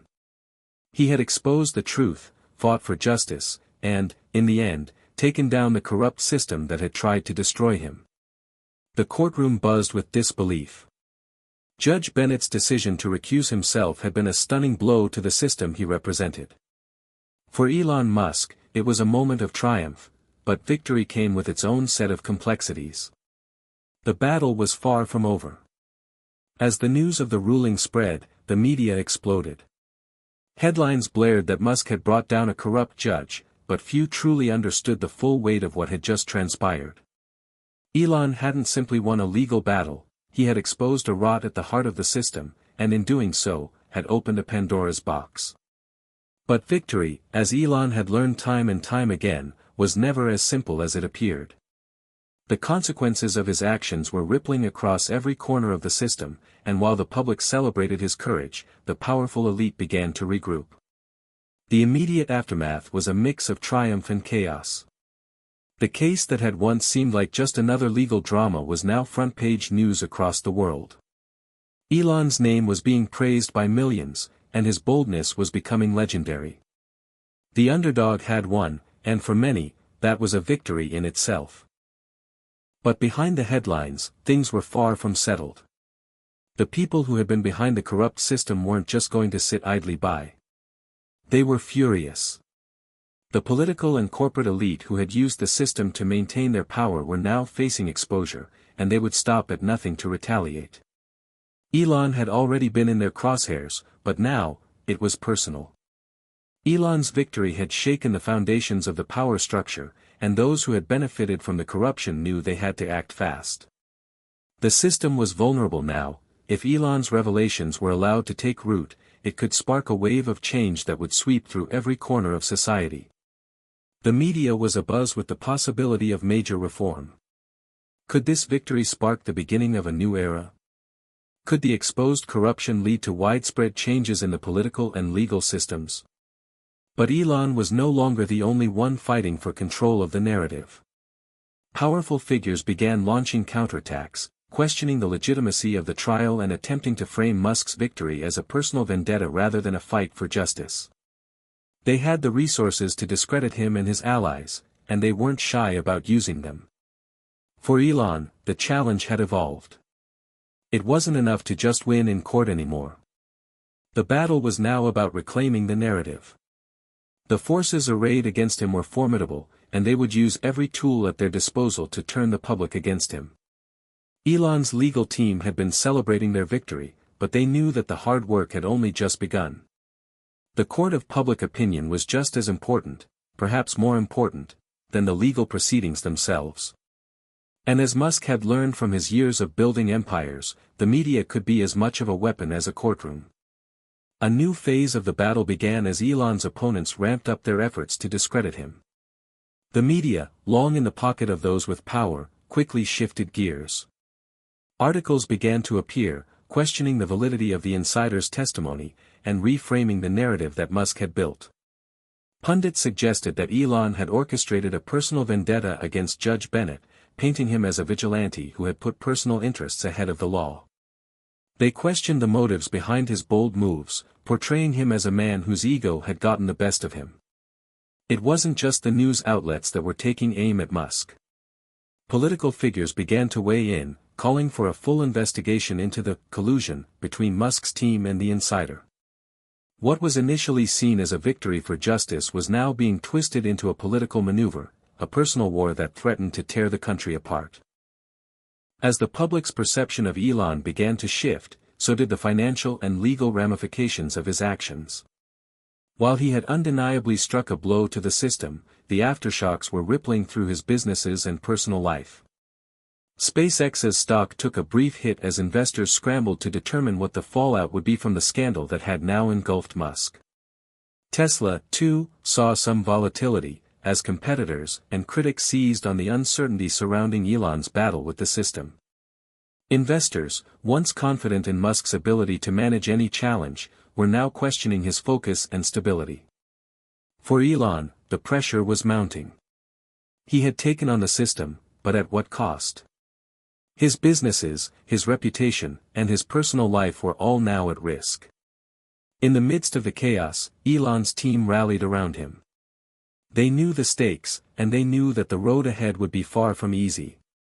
But they also knew that Elon had never shied away from a fight. He had faced setbacks before, he had stared down the impossible and come out on top. This time would be no different. But Elon also knew that he couldn't do it alone. The people who had supported him during the trial, the public, the employees, the loyal fans, were crucial to the next chapter. He needed them to stand with him, to rally for truth and for the future of a system that could no longer be allowed to operate unchecked. So, Elon took to social media, addressing the public directly.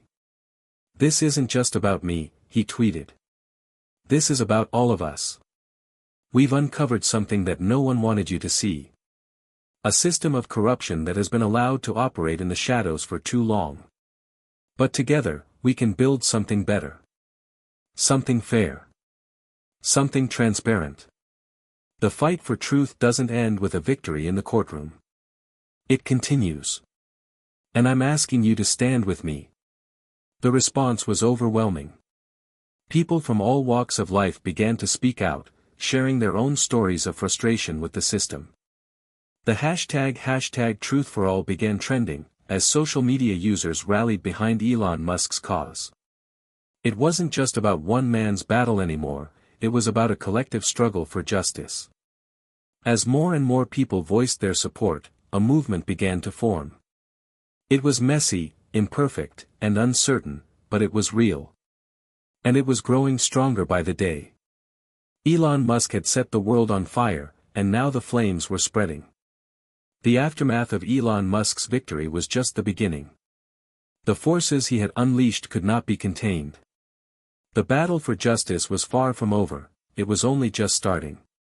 The fight for transparency, for a system that worked for everyone, was something that would take time, dedication, and more than a few setbacks.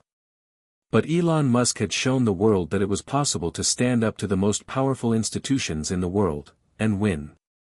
And that was just the beginning. The world had just witnessed something extraordinary. Elon Musk had taken on the legal system, exposed corruption, and triumphed. But the road ahead wasn't as simple as riding the wave of his recent victory. If anything, it had only served to open a new chapter, one that was far more challenging than anything he had faced before. While Musk's public image was soaring, and the movement he sparked was gaining momentum, the powers that be were not backing down. The system, shaken by the revelations, was fighting to maintain its grip.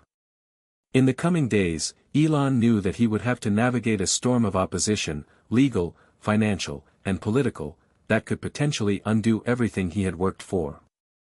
The hashtag #TruthForAll had become a rallying cry for millions of people across the globe. On social media, it seemed like everyone had an opinion, and more importantly, a stake in the outcome. For the first time in a long time, people were discussing systemic corruption in a way that transcended politics. The fight for a better, more transparent future had struck a chord with the public. But while the movement was gaining support, it wasn't without its challenges. Many saw Elon as a hero, an individual who had used his resources, intelligence, and platform to expose the corruption that had been hiding in plain sight. However, there were still those who saw him as a threat to the status quo, a dangerous disruptor who was willing to burn down the old system without offering a clear solution. Political opponents, media moguls, and corporate interests quickly mobilized to discredit him. In the halls of power, whispers began to circulate about Elon's true motives. Was he a force for good, or was he simply trying to reshape the world in his own image? Despite his victory, Elon felt the pressure mounting. His businesses, SpaceX and Tesla, had always been his priority, but now they were caught in the crossfire of this much larger fight. Investors, wary of the volatility surrounding his recent legal battles, began pulling back. Some began questioning his focus on his companies. Could he continue to innovate when he was constantly embroiled in this war? SpaceX was still in the midst of its ambitious mission to send humans to Mars, but the fallout from the trial and media scrutiny was undeniable. If Elon wasn't careful, his legacy could shift from that of an inventor and visionary to that of a political martyr. It was a frightening prospect. Elon had always been willing to make sacrifices for his vision, but now, his personal reputation and the very future of his companies were on the line. In the weeks following his victory, Elon's legal team remained on high alert. They had expected retaliation from the system, but the magnitude of what was coming caught them off guard. As they had feared, the powers that be weren't going to give up without a fight. Several new lawsuits had been filed against Elon, questioning the legality of the insider's testimony and accusing him of sabotaging the integrity of the judicial system. At the same time, Judge Bennett's supporters, who had always been entrenched in the legal world, began pushing back hard. These were not just legal challenges, they were attempts to discredit Elon's movement on every front. The attacks were strategic, carefully designed to undermine his credibility and cast doubt on his claims of corruption. Behind closed doors, political figures began to meet in private, discussing their next steps. Musk had become a symbol of defiance, and they couldn't allow that. With each passing day, his influence was growing, and if left unchecked, he could become an unstoppable force for change. It wasn't just the right-wing politicians who were concerned, many on the left, too, viewed Musk as a wild card, someone whose personal wealth and power could destabilize the carefully built political alliances. The fear wasn't that Musk was a threat to the country's future, it was that he might reshape it in a way they could not control. Elon had always thrived in the face of adversity, but now, the stakes were higher. He was no longer just challenging a corrupt judge, he was challenging a system that had entrenched power for generations. As he sat in his office, surrounded by his legal team and closest advisors, Elon knew that the next phase of this battle would require a different kind of strategy. He had already shocked the system once, but that was just the opening act. The first decision was clear, he needed to take control of the narrative once again. He couldn't allow the media and his detractors to spin this as a personal vendetta or a mere legal squabble. This wasn't about him, it was about the system that needed to be torn down and rebuilt. Elon began formulating his next move. He would need to speak directly to the public again, but this time, the message would be different. It would not be about his victory in court, it would be about what came next. What had been exposed, and how the country could now move forward in the pursuit of truth and justice. It wasn't enough to expose the corruption, he had to offer a path forward, a blueprint for how things could be different. And to do that, he would need to pull all his resources, influence, and strategic thinking together. Elon knew that a carefully crafted speech would have the power to sway the public once again. But this time, it would be his most personal speech yet. It wasn't about courtrooms or legal victories, it was about the future. The night before he was to deliver the speech, he sat alone in his office, staring out over the city skyline. This was it. The moment where he could shift the course of history. The next day, he would address the nation, not just as the CEO of Tesla or SpaceX, but as a man who had witnessed firsthand the corruption that had infected the very institutions that were supposed to protect people. He would speak not just for himself, but for those who had been silenced for too long. The speech was scheduled for prime time, broadcast live across multiple platforms. As the camera panned across the stage, Elon stepped up to the microphone, calm yet resolute. What we've uncovered over the past few months is bigger than any one person. It's bigger than a single company, a single individual, or even a single judge. What we found is a system, rigged to protect the powerful, to silence the weak, and to perpetuate injustice. He paused, letting the weight of his words settle in. The world was listening, waiting for him to continue. This isn't about me, or any of us. This is about all of us. The millions of voices that have been ignored for far too long. It's about transparency, fairness, and a future where power doesn't corrupt. The room fell silent. For a moment, the world seemed to stop, hanging on every word. Together, we can change the future. Together, we can demand justice. Together, we can rebuild the system, because the truth doesn't belong to the powerful. It belongs to us all. The speech sent shockwaves across the globe. #TruthForAll went viral once more, but this time, the message was clearer. Elon wasn't just asking for change, he was demanding it. And he was rallying the world behind him. The battle for the future had just begun, and it was clear that this time, Elon Musk was not just fighting for himself. He was fighting for something much bigger. The moment Elon Musk had delivered his speech, the world changed. What began as a legal battle in a courtroom had blossomed into something much larger. A movement had been born, a collective force that was now pushing for widespread reform. It wasn't just a battle for truth anymore, it was a fight for the future of society, the future of power structures, and ultimately, the future of freedom itself. But the aftermath wasn't as clean and simple as Elon had hoped. Every step forward seemed to be met with resistance, some visible, some shadowy. The system, despite being shaken to its core, was far from dead. Elon's bold speech had not gone unnoticed by the political elite. While millions of people rallied behind him, politicians, especially those with ties to the entrenched power structures, were scrambling to figure out how to respond. The idea that an individual, an entrepreneur, a businessman, someone who had made his fortune in the private sector, could now challenge the very fabric of the political system was a concept that terrified many. Senator Charles Harding, one of the staunchest opponents of Musk's vision, didn't waste any time in attacking. He called Elon's speech a dangerous rallying cry for a populist uprising. Harding accused Musk of trying to undermine democracy, suggesting that he was an opportunist looking to consolidate his own power under the guise of public service. For Harding and others like him, the fact that Musk was advocating for transparency and reform in a broken system was an outright threat. They didn't want change, they wanted to maintain the power they had carefully constructed for years. And now, thanks to Musk's daring moves, that power was slipping from their fingers. But the political backlash was only one side of the battle. Elon's actions had also caught the attention of powerful corporate interests that had long benefited from the status quo.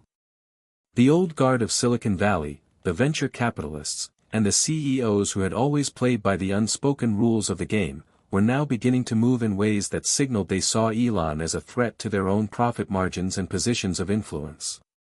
Ruth Radford, a prominent venture capitalist who had built an empire off investments in companies that were now under scrutiny thanks to Elon's revelations, immediately called for new regulations to be placed on Musk's companies. She argued that SpaceX's expansion plans and Tesla's market dominance were too volatile to be left unchecked by the very system Musk was now trying to dismantle. Her comments were echoed by others in the industry who feared that a push for greater accountability would expose their own business practices, some of which had been operating in ethically gray areas for years. To them, Musk's transparency was the crack in the dam, the thing that could expose a system they had carefully cultivated and benefited from for decades. Elon Musk had always thrived in the face of adversity, and this was no different. But this time, the fight wasn't confined to a few boardrooms or a courtroom. It had become a global movement. Musk understood that the struggle ahead would be different. It would no longer be just about fighting the system, it would be about rebuilding it. As Elon's legal team worked around the clock to counter the mounting lawsuits, Elon turned his attention towards shaping the next phase of the fight. He knew that he had to lead not just with bold actions but with a vision that would unite his followers and offer a path forward. In a closed-door meeting with his closest advisors, Elon made his intentions clear. "We can't keep playing defense.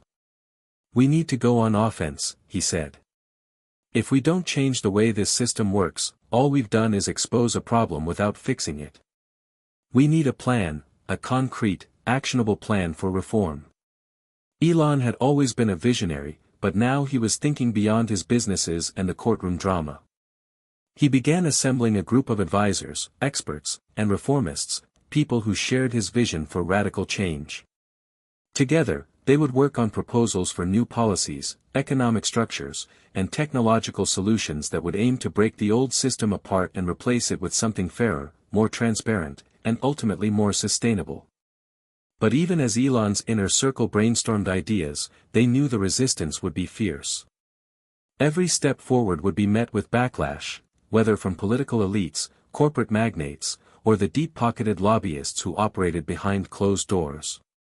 Back in the courtroom, the legal battles were heating up. The attacks on Musk's credibility had only intensified, and new lawsuits were emerging every week.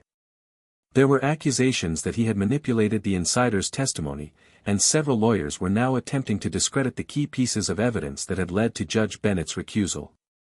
The legal system had always been slow to adapt to the times, and Musk's challenges were putting it to the test.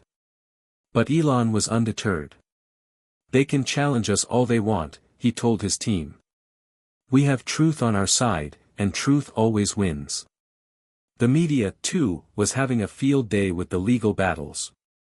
On one hand, Musk had garnered massive support for taking on a corrupt system; on the other, his critics were now questioning his motivations, accusing him of trying to manipulate public sentiment for personal gain. The press was playing a game of tug-of-war, and Musk was the prize. Elon's legal team was working tirelessly to keep up with the constant barrage of challenges, but the stress was palpable. They knew the stakes were higher than ever. If they didn't succeed in securing Musk's position, the entire movement could unravel. As the political and corporate forces waged war against Musk, his supporters were becoming more vocal than ever. The movement had grown beyond social media hashtags and rallies; it was now a global force. People from every corner of the world began organizing for systemic change. They were speaking out against the very forces that had long held power and demanding accountability. One of the key issues being raised was the lack of transparency in the judicial and political systems. Musk's fight had exposed how easily the system could be manipulated to serve the interests of the few at the expense of the many. Now, the people wanted answers, and they wanted action. Rallies took place in major cities around the world. Elon's supporters flooded the streets, chanting for justice, for accountability, for change. There was an undeniable sense of momentum, and Musk's influence was spreading far and wide. People believed in the cause. Despite the intense pushback from the old guard, the unraveling of the system was undeniable. Each legal challenge, each political attack, only served to highlight the cracks in the foundation of the existing order. The more they fought to suppress the truth, the more the truth found its way to the surface. Elon had set a chain of events in motion. The cracks were now wide enough for everyone to see, and they couldn't be ignored. The system was changing, whether those in power liked it or not. But the question remained: would the forces that had been exposed by Musk's actions be able to fight back and maintain control? Or would the movement for reform continue to gather strength and succeed in breaking the old system apart once and for all? The air was thick with tension, and Elon Musk knew it. He could feel it in his bones. The price of everything he had done, everything he was fighting for, was about to become painfully clear. The world was watching, waiting to see if his bold vision could survive the relentless pressure from all sides. He had sparked a movement, yes. But now, the true cost of that movement was becoming increasingly apparent. As Elon continued to battle in the courts and in the public eye, he found himself grappling with something he had rarely considered before: the personal cost of change. The stakes were higher than ever, not just for the future of his companies, but for his very future. The decisions he made now could either lead to the kind of world he had always dreamed of, or it could break him. Elon had always been driven. Obsessed, even. His relentless work ethic and unwavering commitment to his vision had been his greatest strengths. But lately, they were beginning to feel like weaknesses. The sleepless nights spent strategizing with his legal team, the endless meetings with his advisors, the never-ending stream of media interviews, all of it was taking a toll. His family, too, was starting to feel the pressure. Grimes, his partner, had always been supportive, but even she could see that Elon was burning himself out. Their relationship, once filled with excitement and shared dreams of a brighter future, was now strained. There was no more time for date nights, no more time for quiet moments. It was all business, all the time. Elon had always prided himself on his ability to compartmentalize, his ability to separate his work from his personal life. But now, as the world watched him fight for justice, he realized that the lines between those two worlds were blurring in ways he hadn't anticipated. The more Elon pushed forward, the more his businesses began to feel the strain. Tesla, his crown jewel, had already weathered numerous ups and downs over the years, but now, the volatility surrounding his legal battles was starting to take a toll on the stock price. Investors, once confident in Musk's ability to lead them to the future, were beginning to get nervous. Despite Elon's assurances that Tesla was still on track to revolutionize the automotive industry, there was growing concern that the company's future could be jeopardized by his personal crusade. His focus was divided, and that was something no investor wanted to see. SpaceX, too, was not immune to the fallout. While the company continued to push forward with its ambitious plans to send humans to Mars, the shadow of Elon's legal troubles hung over every decision. Contracts that had been in the works for years were now delayed, and potential partners were starting to reconsider their involvement. Elon had always known that his vision would require sacrifices, but the magnitude of those sacrifices was beginning to feel overwhelming. His financial empire, the very foundation that allowed him to fight this battle, was starting to show cracks. Would he lose it all in the name of a better future? The political landscape had become a battleground in itself. Elon had always been somewhat disconnected from politics, preferring to stay focused on his work. But now, he found himself squarely in the crosshairs of both parties. Senator Harding, still a fierce opponent, had upped the ante. He was no longer just attacking Elon in speeches or interviews. Now, he was rallying support among his colleagues to pass legislation that would curtail Musk's influence. He argued that Musk's behavior, and his ability to manipulate public opinion, was a dangerous precedent for future entrepreneurs. The media, too, had picked up on the political angle. Reports started circulating that Elon was trying to subvert democracy in favor of his own vision. Fox News called him a megalomaniac who thought he could play God, while CNN raised concerns about his increasing political influence. The narrative was shifting, and not in Elon's favor. Despite all of this, Elon was undeterred. He had learned to take the heat. But now, it wasn't just about defending his companies or his reputation. It was about defending the very principles that had driven him in the first place. As the weeks went on, Elon's critics in the establishment grew bolder. Behind closed doors, powerful players from both the corporate world and the political elite began conspiring to take him down. Ruth Radford, the venture capitalist who had already voiced her disdain for Elon, was not the only one leading the charge. A group of wealthy elites, all deeply entrenched in the current system, were beginning to organize. They viewed Elon as a direct threat to the financial ecosystem they had spent decades building. He wasn't just shaking up one industry, he was shaking up all of them. This alliance of the powerful and influential began using their resources to wage a quiet war against Musk. They funneled money into anti-Elon media campaigns, organized protests outside Tesla factories, and even influenced regulators to scrutinize his businesses with unprecedented intensity. The pressure was mounting, and every move Musk made seemed to provoke a new attack. It was clear now, the establishment wasn't going to go down without a fight. Despite the backlash, the moral imperative that had driven Elon all along was still strong. He knew the world needed change. But at what cost? Was he willing to sacrifice everything, his companies, his relationships, and perhaps even his freedom, to bring about the reform he so desperately believed in? As the situation continued to escalate, Elon found himself at a crossroads. The battle for justice was important, but so was his role as a father, as a partner, as a human being. The cost of the revolution wasn't just measured in dollars and media hits, it was measured in the toll it took on his soul. One evening, as he sat alone in his office, Elon stared at the photos of his children on the desk. He thought about the future they would inherit, and the kind of world he wanted to leave behind. He thought about his legacy, not just as the founder of Tesla or SpaceX, but as the man who fought to bring about real change. But could he really make that change without losing himself in the process? That night, Elon made a decision. He wouldn't let the system defeat him. He wouldn't let it break his vision, his spirit, or his resolve. But he would play smarter.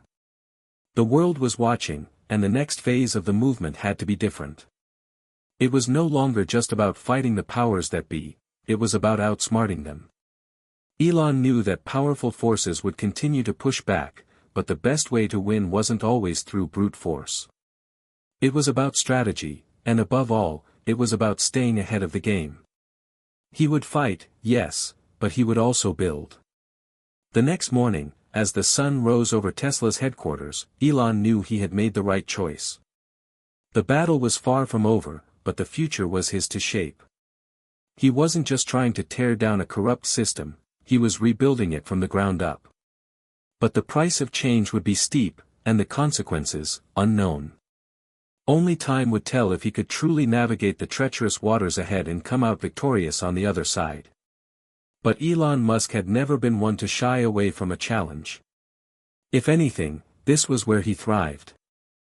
Elon Musk stood in the midst of a storm. It felt as though the world was spinning faster and faster, and he was desperately trying to maintain control. Each decision he made seemed to ripple outward, creating consequences that were sometimes impossible to predict.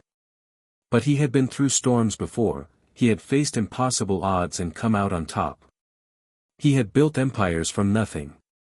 Now, he was about to see if that same tenacity could carry him through the storm of his life. The battle for the future was reaching its climax, and Elon knew that there was no turning back. He had reached the tipping point, the moment where everything he had fought for would either crumble or finally break through to something better. The question was, which side of the tipping point would he land on? The movement that Elon had sparked was now a full-fledged phenomenon. People all over the world were paying attention. They were listening to him, watching him, and, for the first time, they were starting to believe in something greater than themselves. The idea of reform, of challenging the established system, was no longer a radical idea, it had become a shared vision. But with the rising tide of support came increased scrutiny. The media coverage, once largely favorable or neutral, had begun to turn against him. His critics, sensing the power of the movement he had created, were now working overtime to derail his success. Every day, there was a new headline, a new accusation, a new way to paint Elon as the villain. The establishment, both in the political and corporate spheres, was pulling every lever it could to try to delegitimize him. Senator Harding had doubled down on his attacks, accusing Musk of inciting chaos for personal gain, of using his wealth and influence to destabilize the country. The New York Times published a scathing op-ed that painted Musk as a dangerous populist, someone who believed that the rules didn't apply to him and who would stop at nothing to seize power. Even the Wall Street Journal, once an ally to Elon's business ventures, began to question his motives, implying that Musk's actions were nothing more than a thinly veiled attempt to make himself into a new kind of political kingmaker. For the first time in his life, Elon felt the weight of the world's judgment pressing down on him. It wasn't just about proving his ideas were right, it was about surviving the public assault on everything he had built. Inside the courtroom, the fight was growing even more intense. Elon's legal team, led by Victoria James, was on edge. The lawsuits were coming from every direction, some aimed at his companies, others at his personal credibility. It felt as though the legal system itself had been weaponized against him. The most troubling development was the new evidence that had emerged. During a routine investigation, a whistleblower from within one of Musk's companies had come forward, claiming that certain business practices, while legal, had not always been fully transparent. The accusations were damning. The evidence suggested that Tesla's public image had been carefully cultivated to cover up certain financial realities, and that some of the statements Elon had made about the company's future growth might have been exaggerated. Though the claims were unverified, they cast a shadow of doubt over everything Musk had worked for. His enemies were using the whistleblower's testimony to try to undermine his credibility and shift the public narrative. It was a devastating blow. The court of public opinion had already been swayed by relentless media attacks. Now, they had something tangible to latch onto, something that could be spun into a scandal. Elon sat in his private office, staring at the case files laid out before him. His legal team was pushing for damage control, trying to counter the accusations with evidence of their own. But Elon knew that this battle wasn't just about defending himself in court, it was about maintaining the momentum of the movement he had started. Even as the external pressures mounted, Elon began to feel a shift within himself. The personal cost of this fight was becoming impossible to ignore. His relationship with Grimes had hit a breaking point. The long hours, the constant travel, the pressure of the legal battles, it had all taken its toll. The couple had been on the verge of breaking up for months, and now, it seemed inevitable. Elon loved her, but the fight he was in had consumed him. He had always believed that the most important thing was to change the world, but now he wondered if that goal was worth sacrificing his own happiness. Late one night, Grimes sat down with him, her face drawn and tired. "Elon, I don't know how much longer I can do this," she said softly. "You're so focused on the fight, on the future, that you're losing yourself. And you're losing us. You're losing me." Elon could feel the weight of her words. For the first time, he truly realized how far removed he had become from the life he had once imagined. He had spent so much time building a future for the world that he hadn't noticed the personal relationships that were crumbling around him. Success had cost him more than he ever anticipated. But he didn't have time to dwell on that now. The battle was at a critical juncture. The next few moves would determine whether he could continue this fight or whether everything would fall apart. At a crucial strategy meeting, Elon looked around at the faces of his advisors and legal team. The pressure was palpable. Everyone could feel the tipping point drawing near. Elon knew that if he didn't take action soon, the forces arrayed against him would tear him apart, piece by piece. "We need a change of tactics," Elon said, his voice firm. "We've been on the defensive for too long. The legal battles, the media attacks, they're all distractions. We need to regain control of the narrative." Victoria James nodded in agreement. "The key is to stay ahead of the curve. We have to turn the tables on the narrative they've created. We need to shift from being the target to being the solution." It was a bold idea, but Elon was willing to try anything at this point. His next move had to be drastic. He needed to take the fight to the next level, not just in the courts or in the media, but with a direct call to action. He would need to use the very tools of influence he had created through his companies and his followers to push the narrative in his favor. Elon's plan wasn't just to defend himself anymore, it was to mobilize the millions of people who believed in him and the movement. They had the power to shift the system, to change the conversation. And he was going to lead them. As Elon prepared for his next public address, the pressure reached its peak. He was standing on the precipice, ready to either fall or soar. The stakes had never been higher, and Elon knew that this next moment could be the one that defined him, not just as a businessman, but as a leader for the future of society. The tipping point had arrived. Would he succumb to the weight of the attacks, or would he rise above them, stronger and more resolute than ever? The room was silent as Elon Musk walked to the front of the stage, the weight of the moment settling heavily on his shoulders. This wasn't just another press conference, another media blitz, or a routine legal maneuver. This was the final move in a battle that had consumed him for years. Everything he had fought for, the future of space exploration, sustainable energy, and social reform, was riding on this. If he failed here, it wouldn't just be a personal defeat. It would be the end of the very revolution he had spent his life trying to create. He stood before the cameras, his thoughts racing.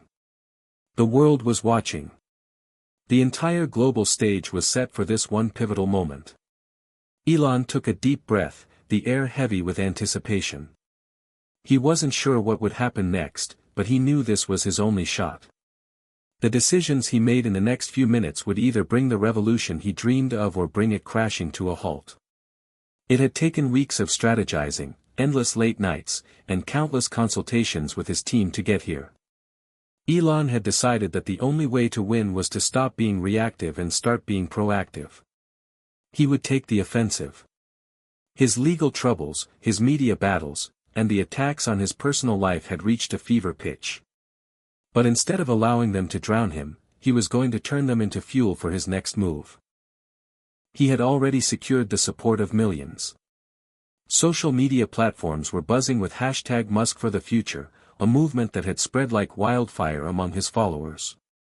They were ready to rally behind him, to make their voices heard in the face of the growing opposition. But what Elon needed now was political influence, not just public outcry. That's where his next move came into play. He had arranged a meeting with several high-ranking senators and congressmen, individuals who had previously been hostile to him, and had promised them one thing: if they helped him, they could help shape the future of humanity. In his speech that day, Elon planned to announce a bold new legislative initiative, one that would not only secure his company's future but also reshape the global energy landscape. He was proposing a universal renewable energy initiative, a program that would provide clean, sustainable energy to every household in the United States and create millions of jobs in the process.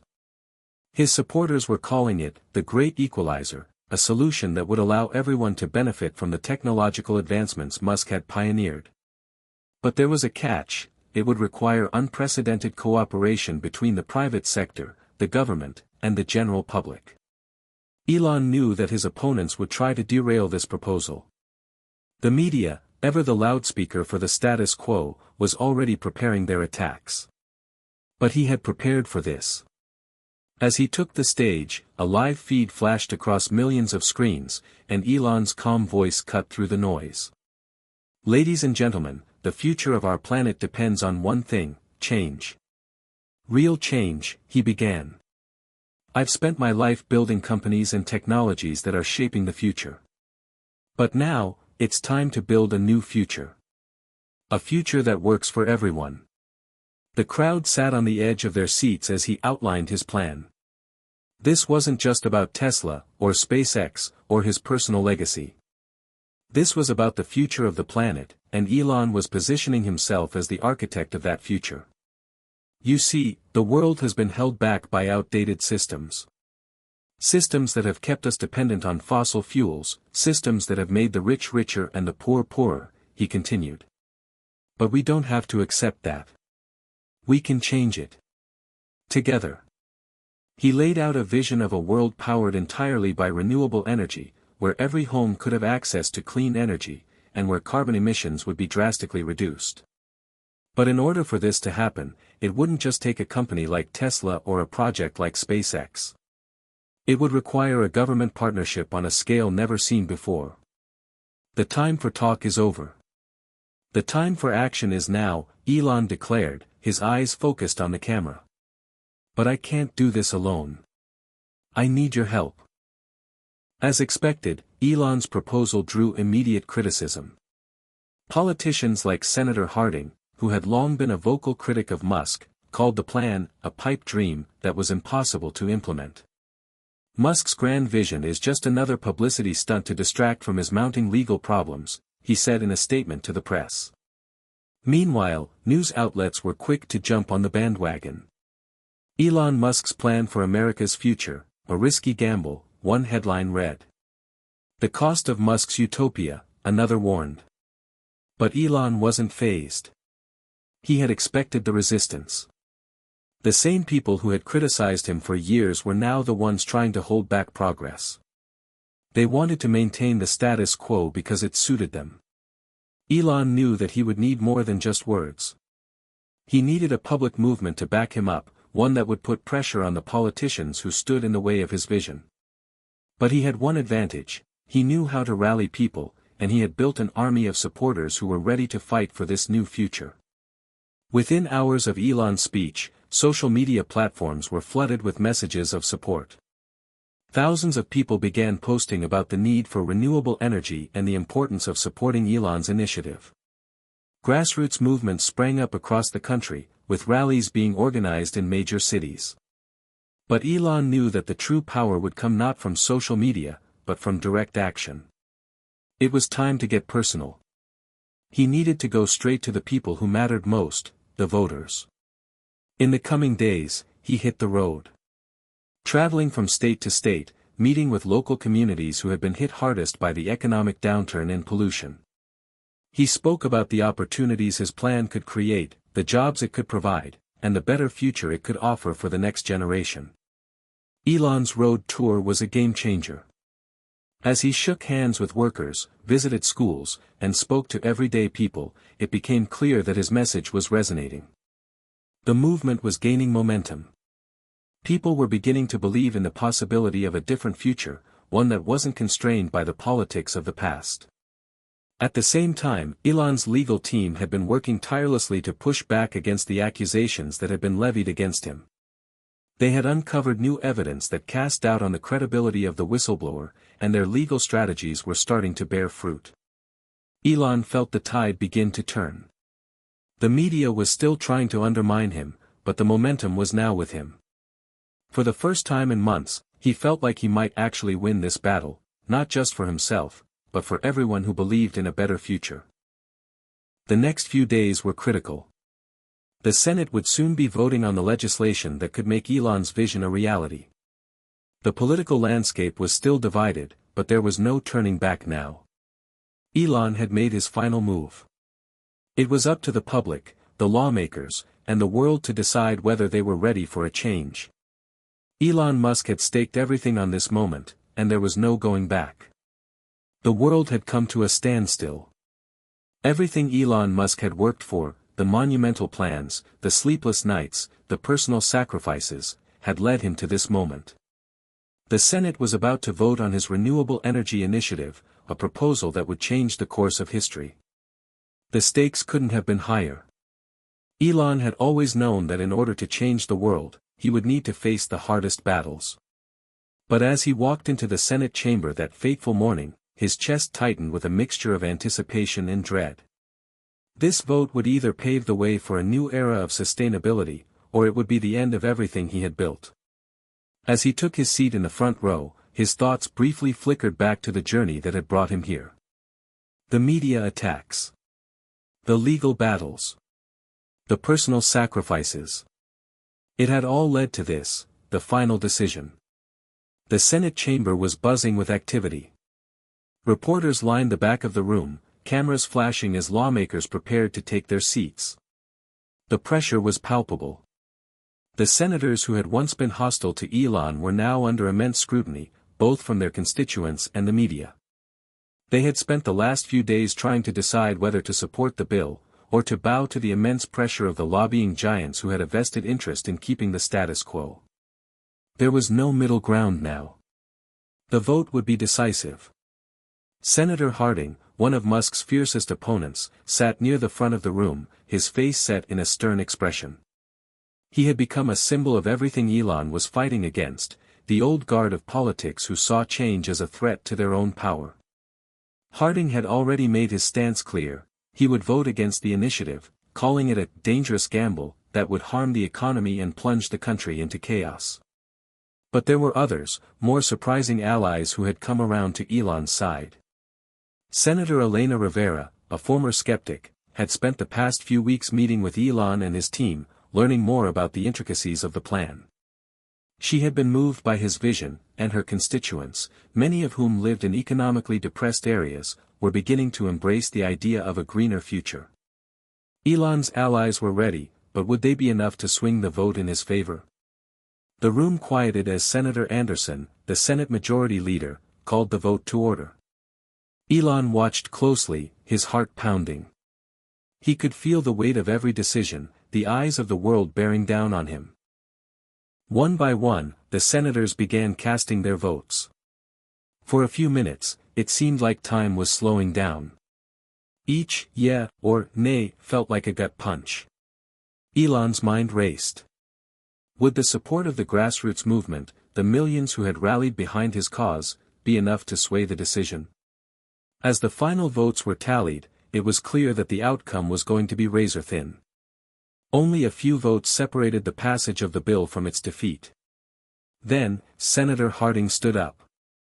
His eyes locked on the voting board as if he were trying to will it to change. "I vote no," he declared loudly, his voice echoing through the room. The room seemed to hold its breath.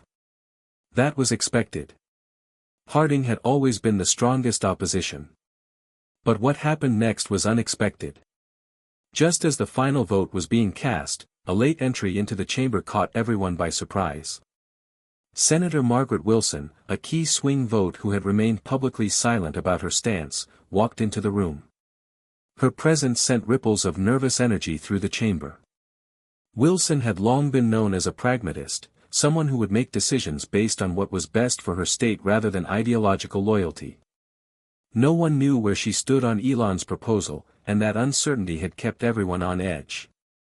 Elon's eyes fixed on her. He knew that if she voted in favor of the bill, it could tip the scale in his favor.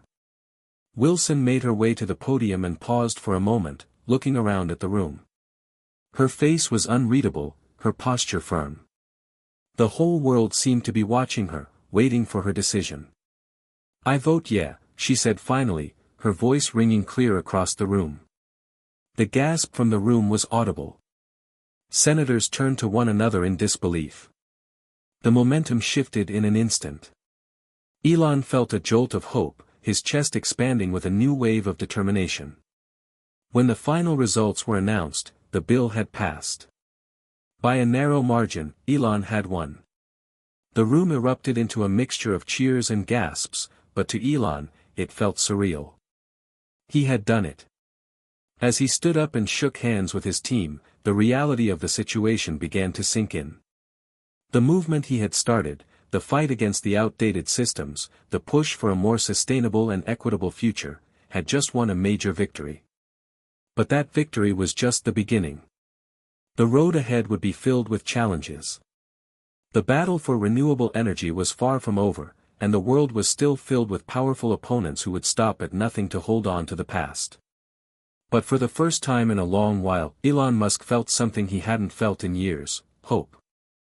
After the vote, the news outlets quickly picked up the story. Headlines flashed across screens around the world: Senate passes Elon Musk's renewable energy bill. Elon's name was in the headlines again, but this time, it was for something positive. His movement was no longer just a pipe dream, it had become a reality. As Elon left the Senate building, surrounded by his team and supporters, he felt a renewed sense of purpose. This wasn't just about him anymore, it was about the millions of people who had believed in him from the beginning. The people who had been part of the movement, who had fought alongside him, who had fueled the fire that had led to this victory. In a world where the odds were stacked against him, Elon Musk had proven that change was possible. The question now was, what would he do with the power he had just gained? The celebration was over in a matter of hours. The victorious votes were tallied, the press releases sent, and the world was buzzing with the news. Elon Musk had won, against the odds, against the critics, and even against the forces that tried to tear him down. His renewable energy bill had passed, and with it, his vision for a cleaner, sustainable future seemed closer than ever before. But as Elon sat in his office that evening, looking out over the city of Los Angeles, he couldn't shake the weight of what lay ahead. The battle had been won, but the war was far from over. The world had changed, and so had he. In the quiet stillness of his office, Elon leaned back in his chair, letting out a long breath. The sound of soft footsteps interrupted his thoughts as Gwen, his most trusted advisor, walked in. "You did it, Elon," she said, her tone filled with both pride and concern. "The bill passed. You've just altered the course of history. But we both know that's not the end of it." Elon looked at her, a half-smile playing on his lips. Gwen had been with him through the darkest of times. The legal battles, the smear campaigns, the personal losses, she had been his rock. "I know," he replied quietly. "But sometimes, Gwen, winning feels like losing. The future I've been fighting for, it's not just about the technology or the policies. It's about changing how people think, how they live, and how they see the world." Gwen crossed the room and sat across from him. "You've always known that. That's why you pushed for this. The fight for sustainability isn't just about solar panels and electric cars. It's about a new way of life. And it starts with you." Elon's thoughts shifted to the broader implications of his victory. The bill was historic, yes. But the world was still deeply entrenched in outdated systems. The fossil fuel industries, the political corruption, the economic inequalities, none of these would simply disappear because a piece of legislation passed. The global reaction to the bill's passage was a mix of excitement and skepticism. In Europe, countries like Germany and Sweden expressed eager support, seeing Elon's win as an opportunity to bolster their own renewable energy initiatives. But in parts of Asia and the Middle East, where oil was still king, the response was far less welcoming. Still, Elon had known all along that change wouldn't happen overnight. It would take time, resistance, and a lot more than just a bill. The key now was to implement the initiatives, expand partnerships with local governments, and bring people on board with the new vision for the future. His mind raced with possibilities. Tesla, SpaceX, SolarCity, and even Neuralink were now part of a bigger picture, a picture of a world that didn't just need technology but sustainability, where every decision was made with the planet's well-being in mind. But to get there, Elon would have to persuade a whole lot more people than just politicians. He had to bring the people along, show them that progress wasn't something to fear but something to embrace. While the support for the renewable energy initiative grew, Elon wasn't blind to the pushback that would surely follow. The forces of opposition had only been quieted, not vanquished.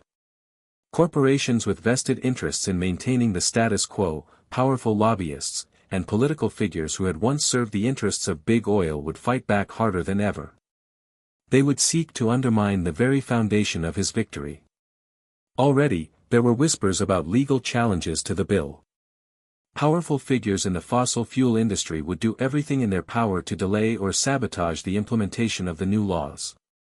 Some were even working to create alternative bills that could weaken or sideline Elon's initiatives. Gwen seemed to read his mind. We knew this would happen. The challenge now isn't just about fighting the opposition, it's about staying ahead of them. You've made powerful enemies, Elon. They'll come for you from every direction. Elon nodded, his gaze fixed on the city skyline. I know. But I didn't come this far to lose now. We'll fight them on all fronts. This is about something bigger than me, or any of us. It's about the future of the planet. Days turned into weeks, and Elon's life became a whirlwind of meetings, strategy sessions, and international calls. The political landscape was evolving, and he had to evolve with it. But amidst all the chaos, there was one moment that stood out. One moment that made everything seem worth it. It happened during a visit to a community center in Detroit, a city that had been hit hard by the decline of traditional manufacturing and the rise of automation. Elon had been invited to speak at an event aimed at raising awareness for the new jobs that would come from the renewable energy industry. Jobs in solar panel production, electric vehicle assembly, and clean tech research. Elon stood on stage, speaking to a room full of hopeful faces, many of them young people eager for a new beginning. The atmosphere was filled with optimism. He looked around at the crowd, the faces of families and workers who had long felt forgotten. And for the first time in months, he felt the weight of his responsibility lift a little. This wasn't about him. It wasn't about the billion-dollar companies or the headlines. It was about these people, about giving them a chance to create something better, to be part of a new future. He spoke of innovation, of new opportunities, and of the power that each individual had to make a difference in the world. And for the first time in a long while, he saw the seeds of hope sprout in the eyes of the crowd. They believed. As Elon walked off the stage, Gwen joined him with a quiet smile. You've done it, Elon. They're with you now. He smiled back, though it was tempered with the knowledge that the road ahead would still be tough. This is just the beginning. I know the fight's far from over. But at least we're on the right path. The future awaited, brighter, bolder, and more uncertain than ever. But Elon Musk had learned one thing: change was never easy, and it was never without its challenges. The world didn't owe him anything, but he owed the world everything. And for that, he would keep fighting. What do you do when you've changed the world, but the world isn't quite ready for the change? When the future is on the horizon, but the journey is only just beginning? Hit subscribe and leave a comment with where you're watching from. This story might just spark a new beginning. What's one thing that always pushes you forward, even when things get tough?